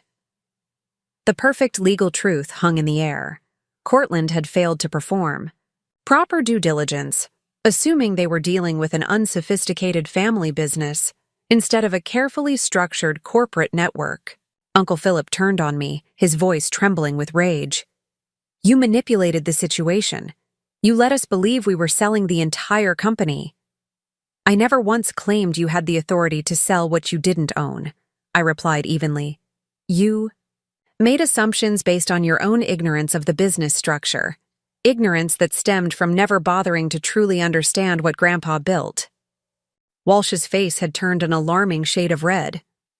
The supplier contracts, the customer base, the proprietary inventory system, where are they? Transferred to Heartland as of midnight, I confirmed. All legally executed with proper documentation. The shell you purchased retains non-exclusive rights to the customer list, but the relationships themselves have already been secured by our new entity. Vega was now on her phone, frantically giving instructions to someone on the other end. After a moment, she looked up with barely controlled fury. Our team just attempted to access the Reynolds supplier database. The system shows all major supplier contracts were formally transferred to Heartland Supplier Network 3 weeks ago, with supplier confirmations on file. That's impossible, Uncle Philip insisted. I would have been notified of such transfers, as board chairman. The board of Reynolds Agricultural Supply Inc. has no authority over transactions conducted by separate legal entities, Mr. Donovan explained patiently, as if to a child. Those companies operate under different governance structures clearly documented in corporate filings that have been publicly available for years. Ryan slumped in his chair, the reality finally hitting him. So, what exactly did we sell them? A name, I said simply. A building lease that expires in 30 days. An inventory management system without the proprietary algorithms that make it valuable. And customer relationships that, as of 3:15 today, have been officially transferred to Heartland. The silence that followed was broken by the intercom once again. Excuse me, Nancy's voice came through, poorly concealing satisfaction. But the group of farmers in the lobby is growing. There are now over 40 agricultural customers asking specifically to speak with Ms. Reynolds about transferring their accounts to Heartland. Walsh slammed his hand on the table. This is corporate sabotage. We'll challenge these transfers in court immediately. You're welcome to try, Mr. Donovan replied unperturbed. But I should inform you that all transfers were executed according to contractual terms that Mr. Reynolds here approved as board chairman. The documents bear his signature, though I doubt he recalls signing them, given his habit of approving paperwork without reading it. Uncle Philip paled, suddenly remembering the stacks of quarterly compliance documents he'd mindlessly signed over the years.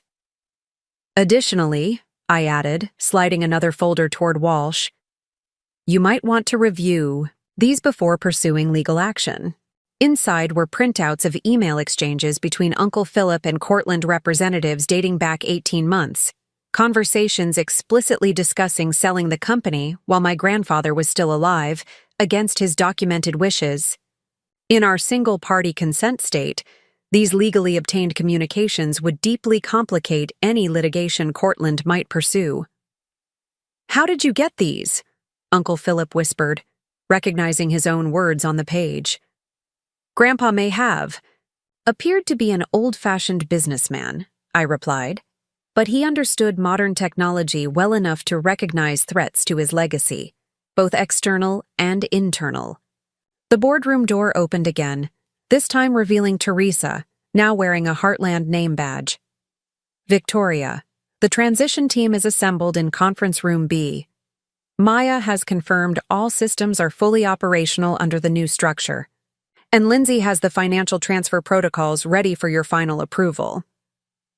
Thank you, Teresa, I acknowledged, standing up. Please inform our agricultural partners in the lobby that I'll speak with them shortly. You can't just walk away from this table, Walsh exploded, his corporate composure finally shattering. We've just paid $37 million for what appears to be an empty shell.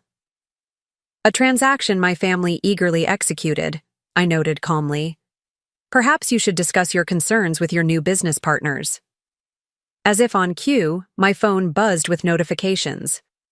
Maya had timed the final stage perfectly. Heartland Agricultural Partners' new website had just gone live, featuring a message about continuing the Reynolds legacy under new management, along with a familiar team of faces that the agricultural community had trusted for decades.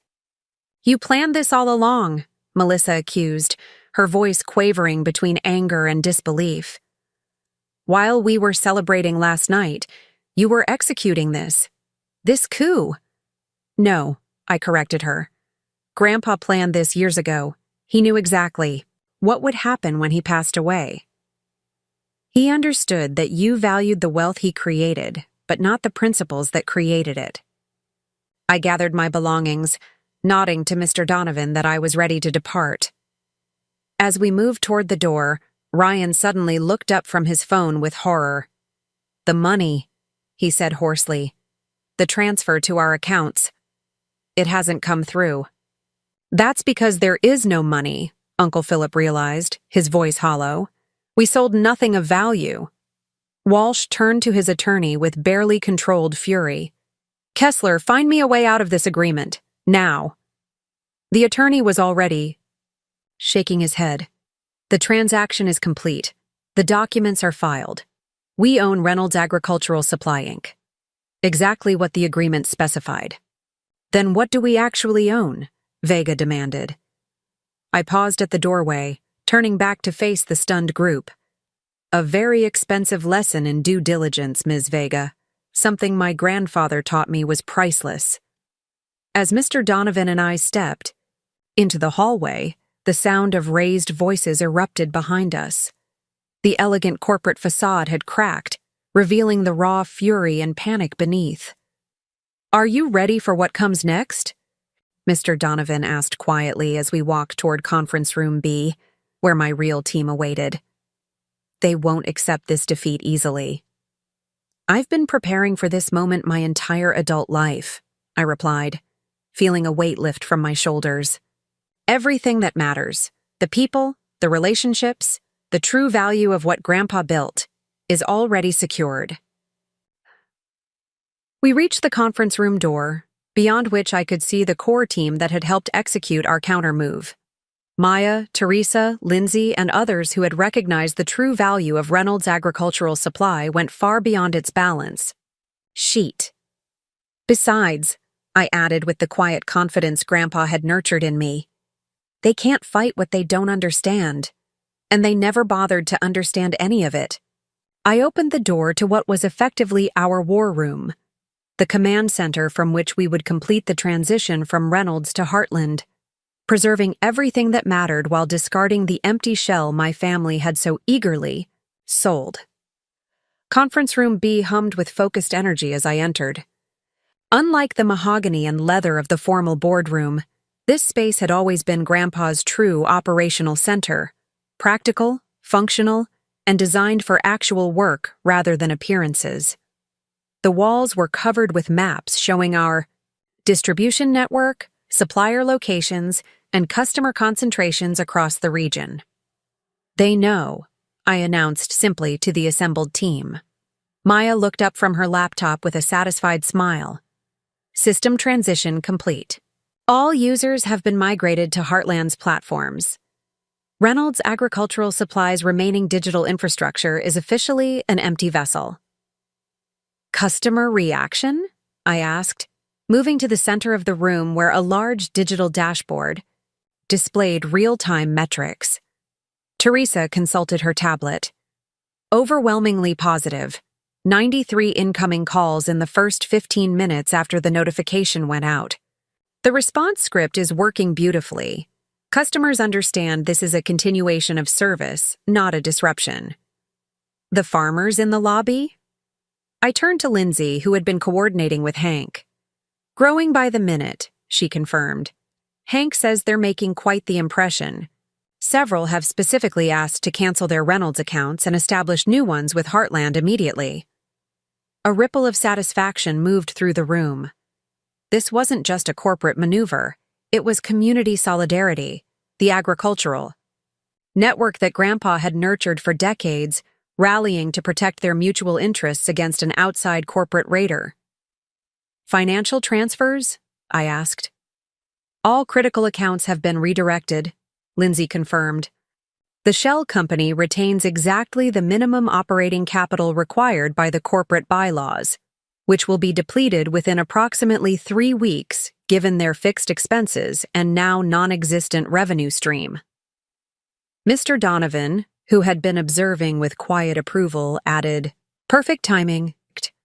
Just enough runway for them to realize the severity of their situation without any claim that we left the entity instantly insolvent." I nodded, appreciating once again the meticulous planning that had gone into every aspect of this transition. "And our first deliveries under the Heartland name?" "Scheduled for 6 a.m. tomorrow," Teresa replied. "Routes are optimized, drivers are briefed, and new signage is ready for all vehicles and facilities. The only location not rebranded will be the flagship store, which remains Reynolds Agricultural Supply as per the sale agreement." A knock at the door interrupted our briefing. Nancy peered in, her expression both apologetic and amused. "Victoria, the situation in the main lobby is getting rather theatrical.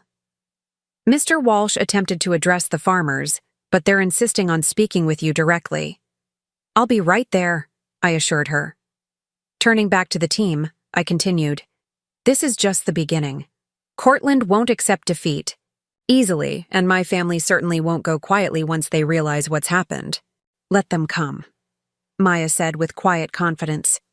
"Every system, contract, and asset transfer has been triple-checked for legal compliance. There's nothing they can attack that hasn't been thoroughly secured." With a final nod to the team, I left the war room and made my way to the main lobby, now crowded with farmers in work clothes, a stark visual contrast to the corporate suits of the Cortland team, who stood clustered near the reception desk looking increasingly uncomfortable. Hank spotted me first, a broad smile breaking across his weathered face. There she is, Victoria Reynolds, carrying on her grandfather's legacy the right way. The assembled farmers broke into applause, many nodding with approval or raising their caps in respect. These weren't just customers. They were the lifeblood of our rural economy, families who had worked their land for generations and depended on reliable agricultural partners who understood their unique challenges.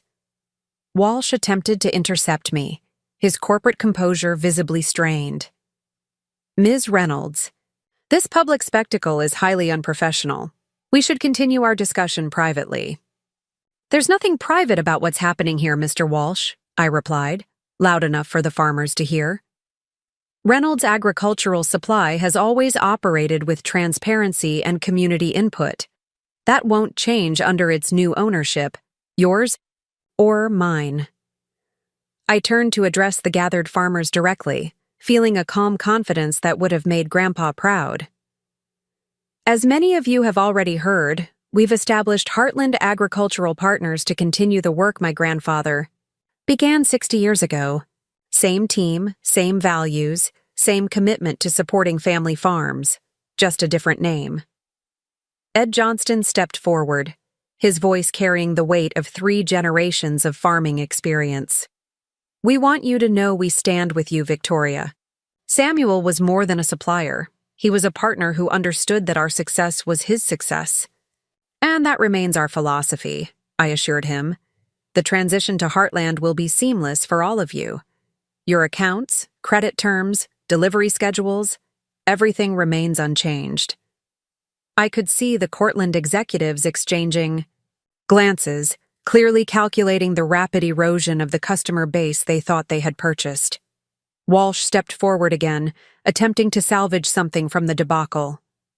"Reynolds Agricultural Supply, now under Cortland management, will be offering competitive incentives for customers who maintain their existing accounts," he announced, his corporate smile not quite reaching his eyes. "We're prepared to offer substantial first-year discounts and extended payment terms." Frank Miller, never one to mince words, responded with a snort. Heard that before from Cortland when you bought Central Valley Supply last year? 3 months later, prices went up 30% and small farmers got pushed to the back of the delivery schedule. We're not falling for corporate promises again. Murmurs of agreement rippled through the crowd. Cortland's reputation had preceded them. Their pattern of acquisition, consolidation, and exploitation was well known throughout the agricultural community. As the farmers continued expressing their support for the transition to Heartland, I noticed Uncle Philip, Ryan, and Melissa watching from the second-floor balcony, their expressions a mixture of shock, anger, and dawning comprehension. The reality was finally setting in. They hadn't just lost a windfall. They had lost their connection to a legacy they had never valued until it was gone. After addressing the farmers' immediate questions and ensuring Teresa had a team in place to help with any account transition paperwork, I made my way back to my office, Grandpa's old office, which I had never presumed to occupy until this moment. The familiar space, with its wall of agricultural reference books and the faint scent of the pipe Grandpa had reluctantly given up years ago, felt like a sanctuary amid the day's controlled chaos. I had barely settled behind the desk when Uncle Philip burst in without knocking, his face flushed with anger. Ryan and Melissa followed, looking equally agitated. "You've destroyed this family," Uncle Philip declared, hands shaking with rage. "Do you have any idea what you've done?" I met his gaze steadily. "I've preserved Grandpa's true legacy, not just the business, but the principles it was built on." "Don't give me that sanctimonious garbage," he spat. "You've stolen what rightfully belonged to all of us." "Nothing was stolen," I corrected him calmly. "Every transfer was legally executed and properly documented. Documentation you signed off on as board chairman without bothering to read." Ryan stepped forward, his usual smug confidence replaced by desperate calculation. "We can work something out, Victoria. There must be a way to recover from this. Maybe a new agreement that includes all of us in this Heartland company." The transparency of his pivot was almost amusing, from dismissing me as an incompetent bookkeeper to suddenly acknowledging my authority in the span of a few hours. "There's nothing to work out," I replied. "Heartland's ownership structure is established and doesn't include family members who demonstrated no interest in the actual business until they realized its monetary value." Melissa, who had been uncharacteristically quiet, finally spoke. "What about the money? The $37 million Cortland paid? Where is it?" "In the Reynolds Agricultural Supply accounts," I explained patiently, "which you three now own along with Cortland. Congratulations on your new partnership with one of the most notoriously aggressive agricultural conglomerates in the industry." The implications slowly dawned on them.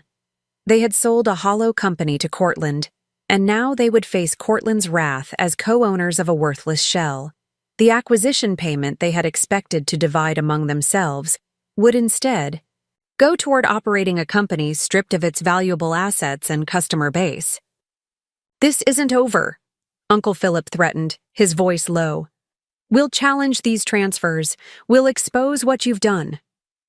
"Feel free to try," I replied, sliding a folder across the desk. "This contains copies of every transfer document, board, resolution, and corporate filing establishing the separate entities and their ownership.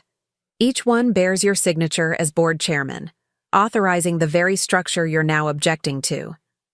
He snatched the folder, flipping through with growing dismay as he recognized his own signature on page after page, documents he had signed without reading during routine board meetings over the years.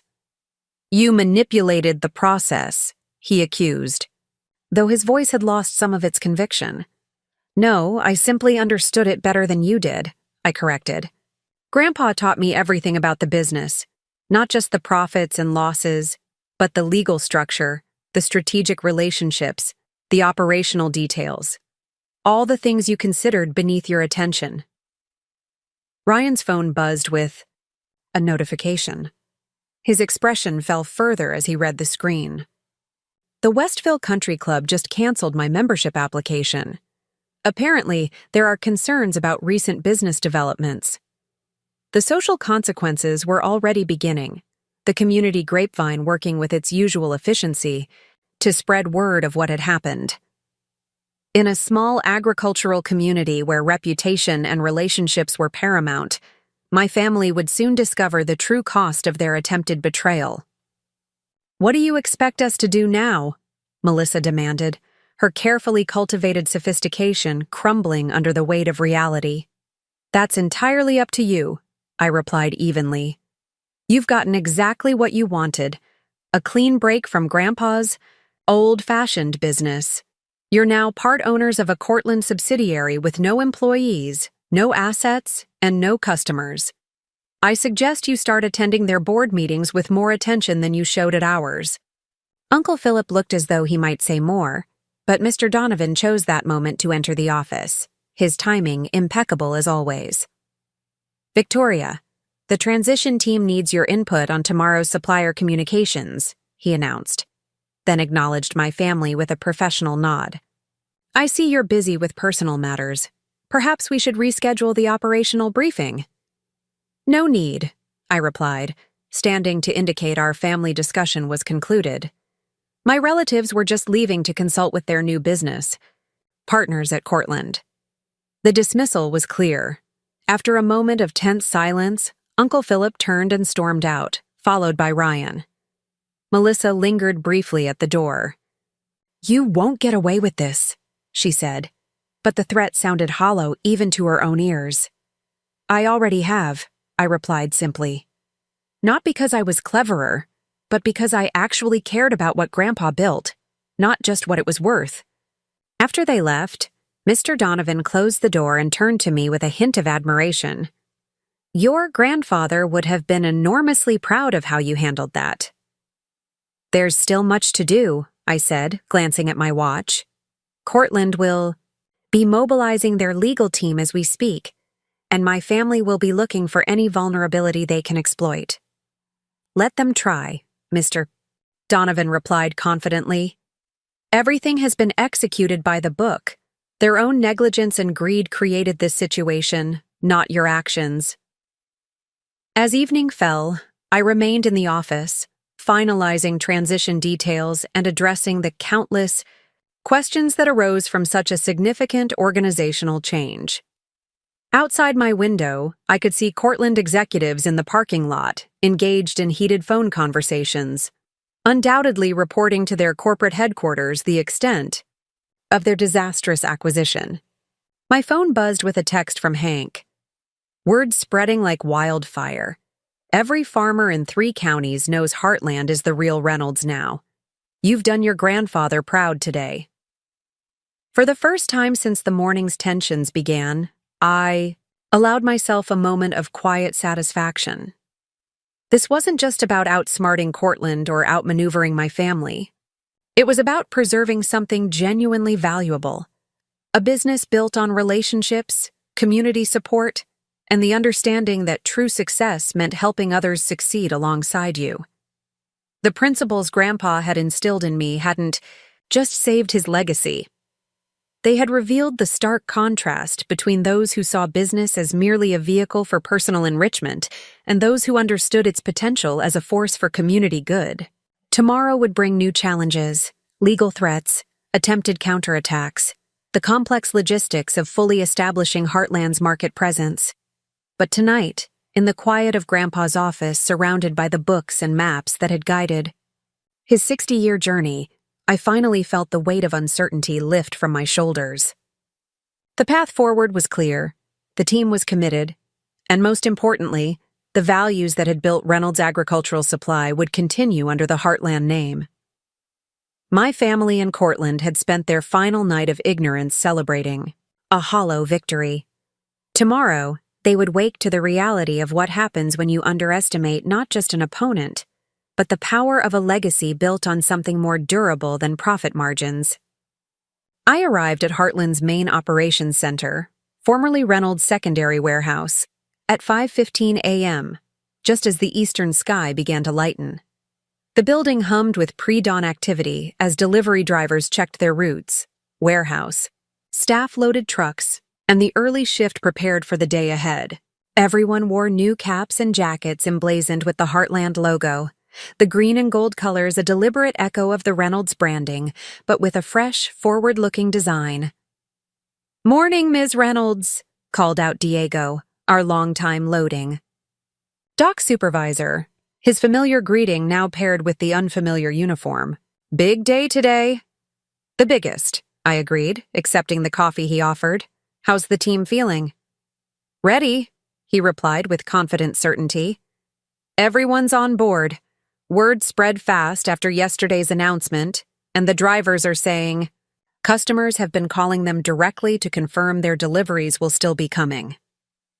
This was the advantage of deep community roots.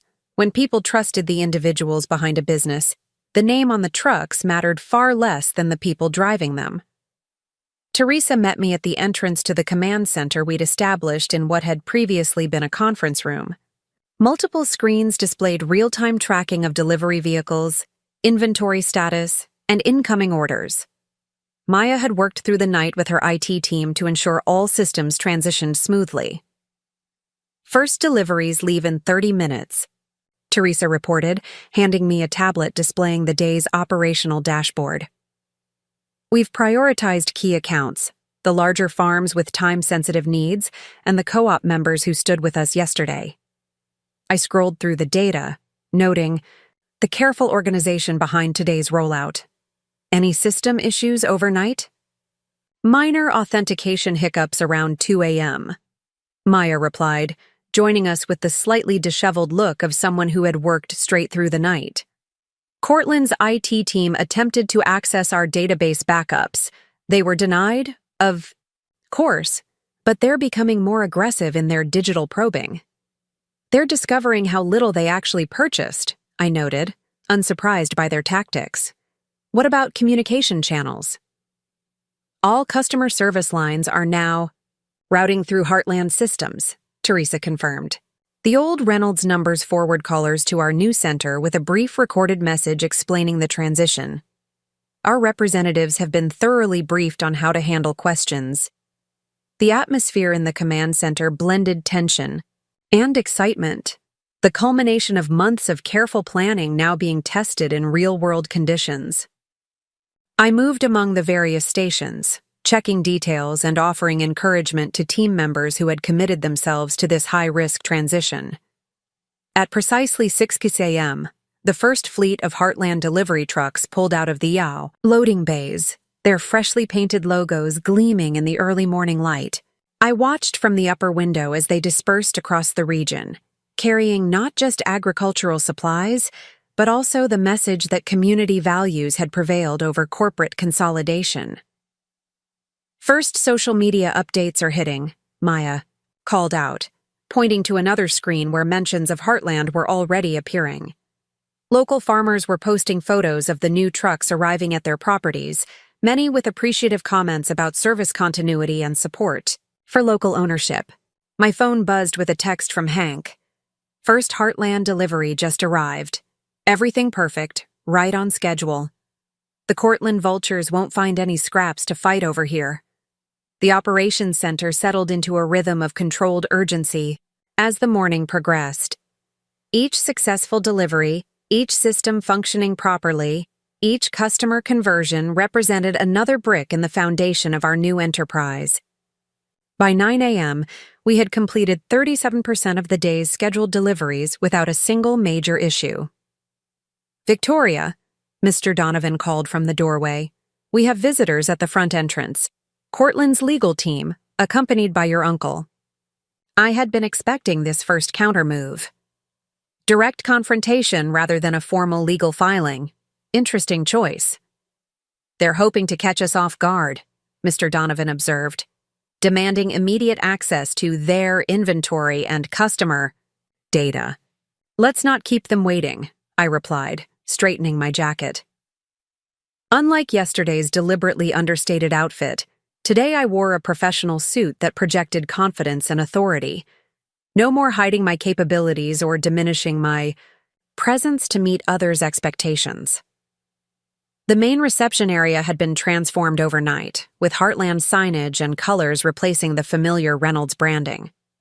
Nancy, who had transferred to Heartland along with most of the administrative staff, sat calmly at the front desk despite the tension emanating from the group before her. Walsh stood alongside two corporate attorneys I didn't recognize, while Uncle Philip paced behind them with barely contained fury. All four looked as though they had slept little, if at all. "Ms. Reynolds," Walsh began, his tone clipped and formal. "We're here to address several critical compliance issues regarding the transfer of assets from Reynolds Agricultural Supply." "Good morning, Mr. Walsh," I replied with professional courtesy. "I understand yesterday's revelations must have been quite unsettling." "Unsettling would be a significant understatement," one of the attorneys interjected, stepping forward with a leather portfolio. "I'm Barbara Winters, Chief Legal Officer for Cortland Agribusiness. We have serious concerns about the legality of the asset transfers preceding yesterday's acquisition." "As do I," Uncle Philip added, unable to contain himself. "This elaborate shell game won't stand up to legal scrutiny." Mr. Donovan, who had silently taken position beside me, responded with calm precision. "I assume you've reviewed the corporate structure documentation we provided yesterday. All transfers were executed with full board authorization, including yours, Mr. Reynolds." "Authorization obtained through deliberate obfuscation," Winters countered. "The board was not properly informed about the nature of these transfers." "The board," I noted, "had a fiduciary duty to understand what they were approving. The quarterly reports clearly labeled these entities and transactions." "Your client chose not to inquire about details that were readily available to him." Walsh stepped forward, attempting a more conciliatory approach. "Victoria, surely we can find a reasonable solution here. This confrontational approach benefits no one." "Cortland is prepared to discuss acquiring Heartland as well, under favorable terms." "There's nothing to discuss," I replied evenly. "Heartland is not for sale at any price." Uncle Philip made a dismissive gesture. "This isn't about money for her. It's about some misguided notion of preserving Samuel's legacy. She doesn't understand the business realities." The irony of his statement, coming from someone who had never bothered to learn the fundamental operations of the company he'd tried to sell, was almost painful.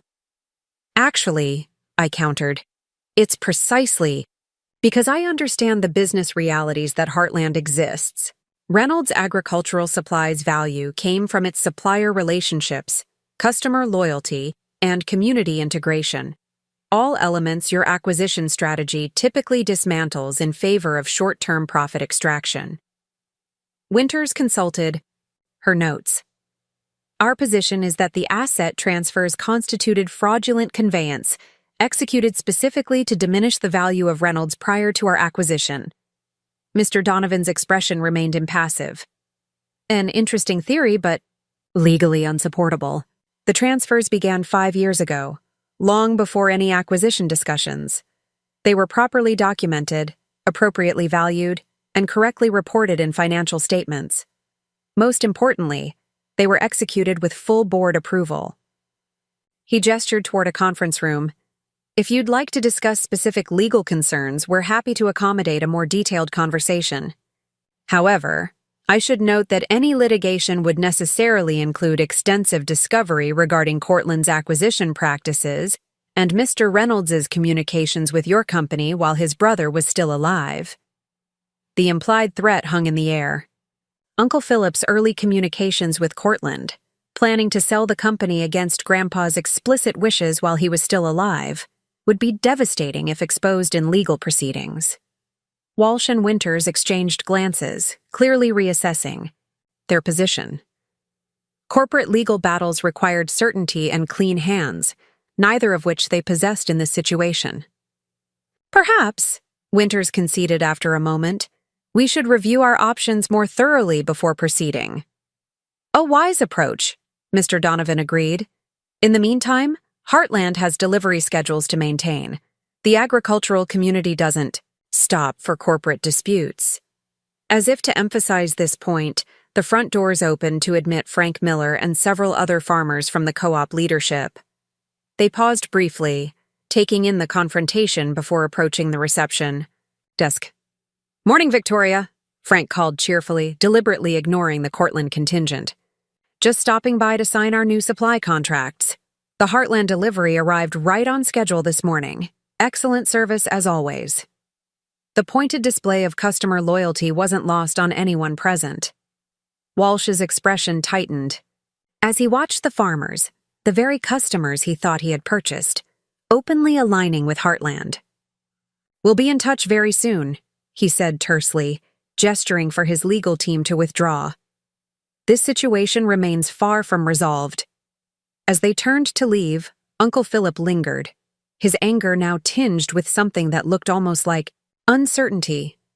For the first time since Grandpa's death, he seemed to be recognizing that his assumptions about me, and perhaps about the business itself, had been fundamentally flawed. "You won't be able to run this operation alone," he said, though his voice lacked conviction. "You don't have the experience." "I'm not running it alone," I replied, gesturing to the busy office around us. "I'm running it with the same dedicated team that made Reynolds successful, the team you never bothered to get to know or value." He had no response to this simple truth. After a moment, he turned and followed the Cortland executives out the door, his shoulders slightly slumped in a way I had never seen before. Once they were gone, Frank approached with a knowing smile. "Round one goes to Heartland, I'd say." "Just the first of many," I acknowledged. "They won't give up easily." "Neither will we," he assured me, gesturing to his fellow farmers. The co-op vote was unanimous last night. Full support for Heartland, immediate transfer of all accounts. We know which side our bread is buttered on. The rest of the morning brought a steady stream of customers finalizing their transition to Heartland, farmers, construction companies, landscaping businesses, and others who depended on our agricultural supplies. Many brought stories of urgent calls from Cortland representatives overnight, offering substantial discounts and incentives to remain with Reynolds. Few had accepted these desperate offers. Most understood that short-term discounts wouldn't compensate for the long-term consequences of allowing a corporate conglomerate to establish monopoly control over their essential supplies. By noon, Maya's dashboard showed 82% of active accounts had already formally transferred to Heartland. The Reynolds Shell Company's customer base was evaporating more rapidly than even our most optimistic projections had anticipated. Regional Agricultural Association just endorsed the transition, Teresa reported, handing me yet another positive update. They're issuing a formal statement supporting continued local ownership of essential agricultural infrastructure. Community after community was aligning with our vision, not because of clever marketing or financial incentives, but because they recognized the fundamental values that had always guided Reynolds were continuing under the Heartland name. After reviewing the midday operational reports, I took a moment to visit the warehouse floor, where the afternoon delivery fleet was being loaded. The workers moved with purpose and pride, many stopping briefly to exchange words of encouragement or share positive feedback from customers they had already visited. Diego approached as I surveyed the activity, his expression thoughtful. "Your grandfather used to do this every day, you know. Walk the floor, talk to everyone, make sure we all understood we weren't just moving products but supporting a whole way of life." "I remember," I said, smiling at the memory of following Grandpa through these same routines as a child. "He always said the business operated on relationships, not transactions." "Exactly right," Diego nodded. "That's why everyone transferred to Heartland without hesitation. We're not just preserving jobs, we're preserving purpose." As I returned to the command center, my phone buzzed with a notification from the local business journal. The headline made me pause mid-step. Cortland stock falls 7% following failed acquisition revelation. The financial markets were already responding to news of the hollow purchase. Cortland's reputation for shrewd acquisitions had taken a significant hit, with analyst reports questioning their due diligence processes and expressing concern about leadership decision-making. For a company built on aggressive expansion through acquisition, this public failure represented more than just a financial setback. It threatened their entire growth strategy. Other potential acquisition targets would now scrutinize Cortland's offers with heightened skepticism and more thorough investigation. "Victoria," Maya called as I re-entered the command center. "You need to see this." She pulled up security, camera footage from the Reynolds flagship store, the one location that had remained with the shell company under the acquisition agreement. The scene was stark. Empty shelves, confused customers, and a single Cortland manager attempting to explain the situation to increasingly frustrated farmers. "They have no inventory," Maya explained unnecessarily. "All the supplier contracts transferred to us, so they can't restock without establishing new supplier relationships from scratch." Another screen showed a local news crew setting up outside the store, preparing to report on the bizarre situation of an agricultural supply company with no actual supplies. The swift collapse of the shell company was unfolding exactly as we had anticipated, perhaps even more dramatically. Without inventory, customer relationships, or experienced staff, Reynolds Agricultural Supply under Cortland ownership had become little more than an empty building with a familiar name. "Their leadership team just arrived at the airport," Teresa reported, checking another update.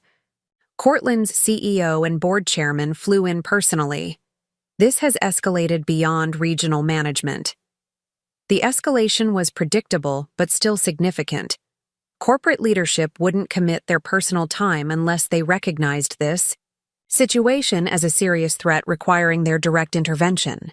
"Prepare for a more sophisticated counterattack," I instructed the team. "They'll move beyond legal threats to strategic responses, potentially including acquisition attempts against our suppliers, targeted recruitment of our key personnel, and aggressive outreach to our largest customers." The command center team nodded, already planning countermeasures for these anticipated moves. We had gamed out these scenarios repeatedly during our preparation phases, developing specific response protocols for each potential threat. As afternoon turned to evening, the first day of Heartland's official existence was proving to be an unqualified success. Every operational metric exceeded targets, customer transition rates surpassed our projections, and community support continued to build through social media and local news coverage. I took a moment to step outside as the sun began to set, watching as the evening delivery fleet returned from their routes. The drivers waved as they passed, many offering thumbs-up gestures or confident smiles. Despite the tension and uncertainty of this massive transition, there was a palpable sense of pride and purpose among the team. My phone rang, Hank calling with his end-of-day assessment from the agricultural community's perspective. "You've pulled off something remarkable today," he said without preamble. "Not just preserving the business, but strengthening it.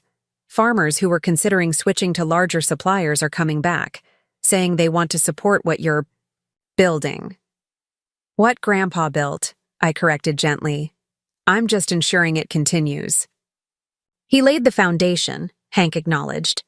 "But this adaptation, creating Heartland from the bones of Reynolds while outmaneuvering both your family and Cortland, that's all you, Victoria. Samuel would be the first to say so." As twilight deepened into evening, I returned to the command center for final reports.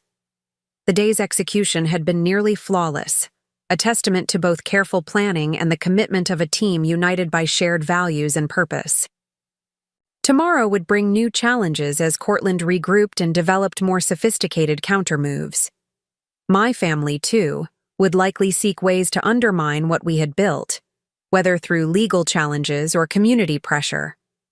But tonight, as I reviewed the day's successes and prepared for tomorrow's battles, I felt a deep certainty that we had already won the most important victory, preserving not just a business, but a vision of commerce built on community, relationships, and long-term sustainability rather than exploitation and short-term profit.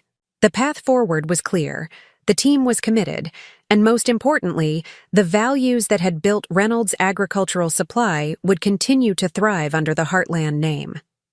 1 month after Heartland Agricultural Partners officially launched, I stood in the newly completed headquarters building, watching the morning sun illuminate the central atrium.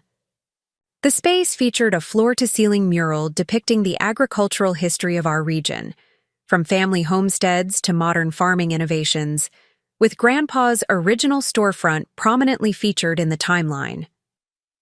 The board members will be arriving in 30 minutes, Teresa reminded me, handing over the final quarterly report. First official meeting as Heartland. Is the Farmers Advisory Council joining us? I asked, flipping through the impressively positive numbers. They'll be here at 11 after the formal board session, she confirmed. Hank says they've prepared some expansion recommendations based on feedback from the co-op.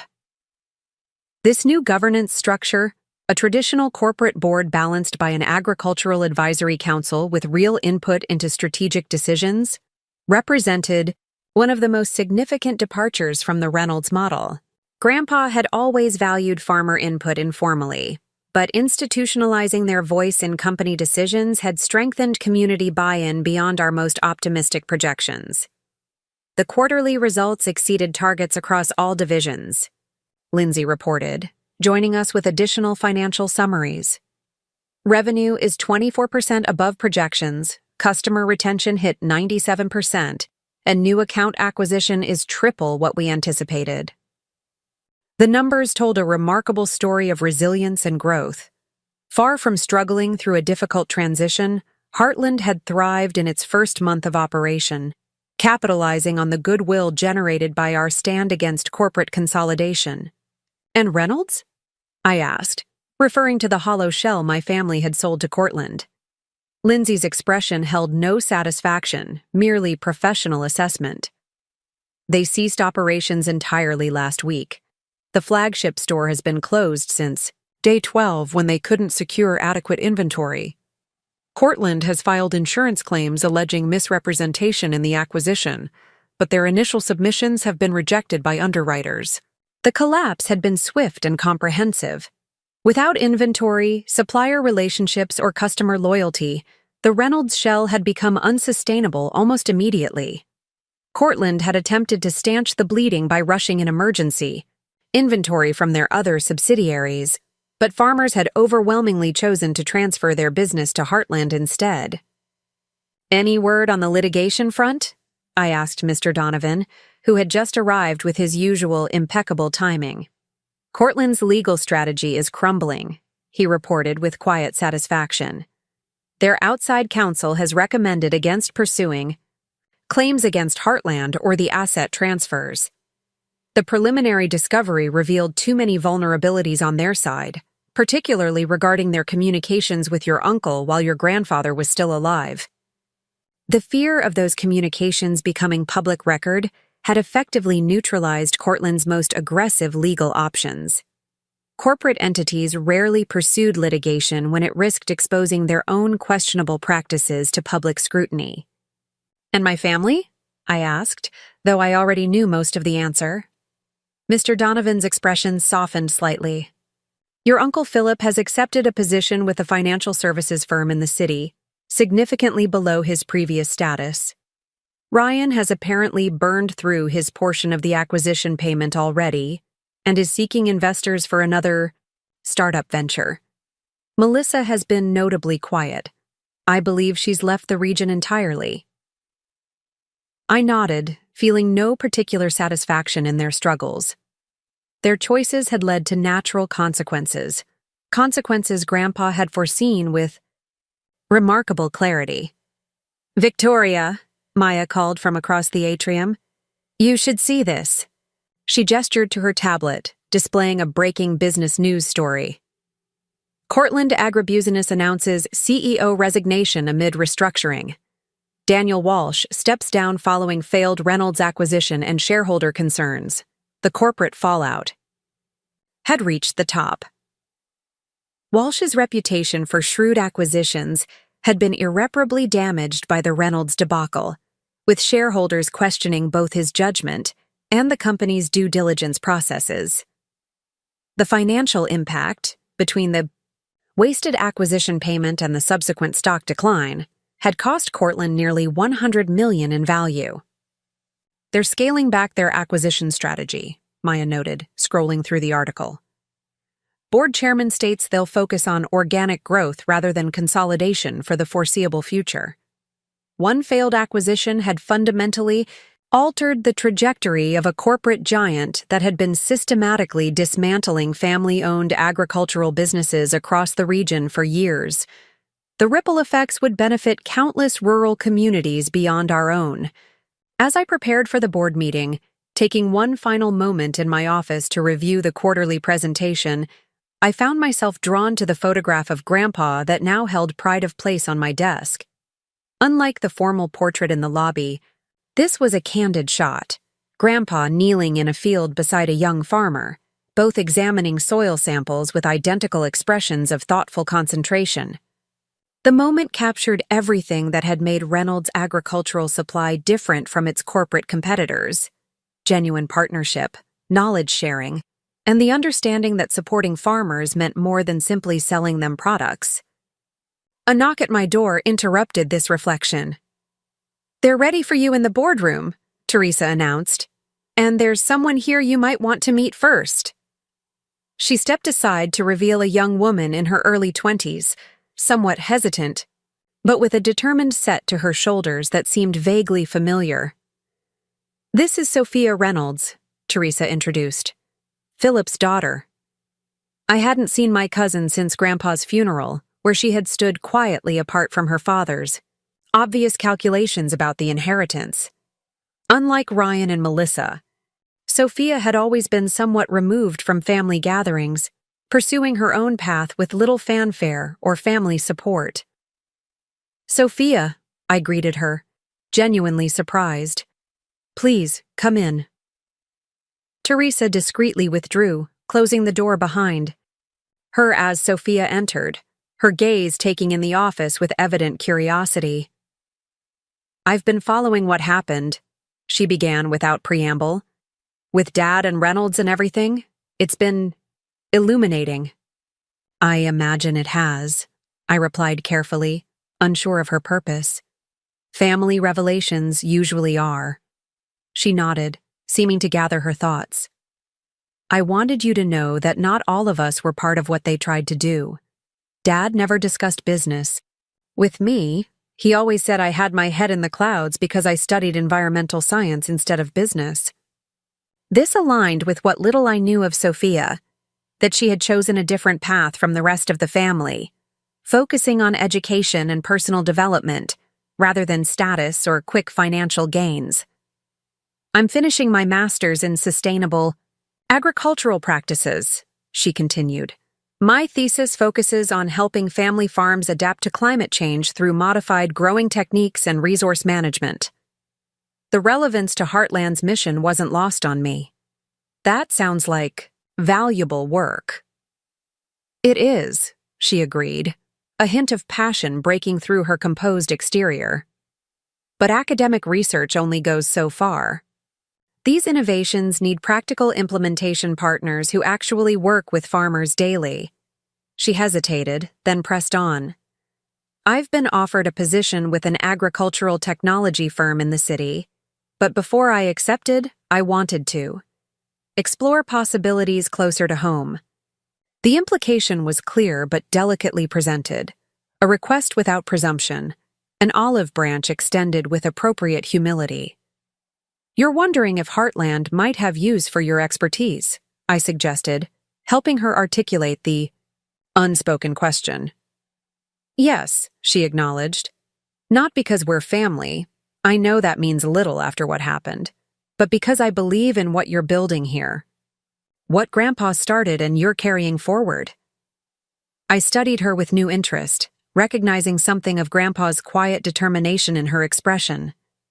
Unlike her father and cousins, Sophia had developed her own expertise in a field directly relevant to our agricultural community's future challenges. "We're actually establishing a sustainability division," I told her. focused on helping our customer farms adapt to changing environmental conditions and regulatory requirements. The director position is open." Her expression brightened with genuine interest. "That sounds exactly like what I've been working toward." "It won't be easy," I cautioned. "Your family name might be an initial obstacle with some community members. You'd need to establish trust through expertise and commitment, not relationship." "I understand," she replied with quiet confidence. "I'm prepared to earn my place based on contribution, not birthright. That's all I'm asking for. The opportunity to try." Her words echoed Grandpa's core philosophy so precisely that I found myself smiling. Perhaps the Reynolds legacy would continue through more branches of the family tree than I had anticipated. "Submit your resume formally," I advised. "And we'll arrange an interview with the Agricultural Advisory Council. If they support your candidacy, I'll back their recommendation." Her grateful expression confirmed I'd made the right decision. Unlike the entitlement her father and cousins had displayed, Sophia sought only a fair chance to prove her value. After she left to complete her application, I made my way to the boardroom, where Heartland's leadership team awaited the quarterly meeting. The space was designed differently from Reynolds' formal mahogany-paneled room, more accessible and collaborative, with agricultural maps and community growth metrics prominently displayed alongside financial projections. The discussion that followed covered not just profits and market share, but community impact metrics, sustainability initiatives, and long-term resilience planning. The questions focused on how our decisions would affect family farms, rural communities, and regional agricultural self-sufficiency. Exactly the considerations Grandpa had always prioritized, but had struggled to institutionalize in the face of my family's narrower financial focus. After the formal board session concluded, the Farmers Advisory Council joined us, bringing practical field experience and community perspective to our strategic planning. Their input wasn't merely ceremonial. Several key initiatives had originated. From council recommendations, drawing on generations of agricultural knowledge that no corporate algorithm could replicate. At the conclusion of this expanded session, Hank remained behind as the others filed out, his weathered face creased in a satisfied smile. "Samuel would be bursting with pride if he could see this," he observed, gesturing to the collaborative energy still lingering in the room. "You've built something even stronger than what he passed to you." "We've built it together," I corrected him. "Heartland exists because an entire community recognized the value of what Grandpa created and chose to preserve it." "True enough," Hank acknowledged. "But communities need leaders who can translate shared values into practical action. That's what you've provided, just like your grandfather did before you." As afternoon turned to evening, I found myself drawn to visit the site of Grandpa's original store, now a small agricultural museum maintained by the Historical Society. The modest building where Reynolds' agricultural supply had begun 60 years earlier stood as a testament to how significant enterprises could grow from humble beginnings when guided by genuine purpose. My phone buzzed with a news alert. Court dismisses Cortland's claims against former Reynolds shareholders. The legal saga had reached its anticlimactic conclusion. Cortland's attempt to recover some portion of their losses from my family had failed, leaving them to absorb the full financial impact of their ill-considered acquisition. I felt no particular satisfaction in this development. My family had already paid the most meaningful price for their actions, the loss of connection to Grandpa's legacy and their standing in the community that had once respected the Reynolds name. Financial penalties would have been redundant. As I stood before the original storefront, I noticed a familiar figure approaching from the town square, Mr. Donovan, looking somehow both professional and relaxed in the evening light. "I thought I might find you here," he said, joining me in contemplation of the historic building. "Significant day, with the court dismissal and Sophia's application." "Full circle in many ways," I agreed, "though I suspect Cortland isn't finished with us entirely." "No," he conceded. But they've lost their most potent weapons: legal leverage and market dominance. Whatever comes next will be more nuanced, less direct. We stood in companionable silence for a moment, watching as the setting sun cast long shadows across the historical marker describing Grandpa's founding of Reynolds Agricultural Supply in more idealistic times.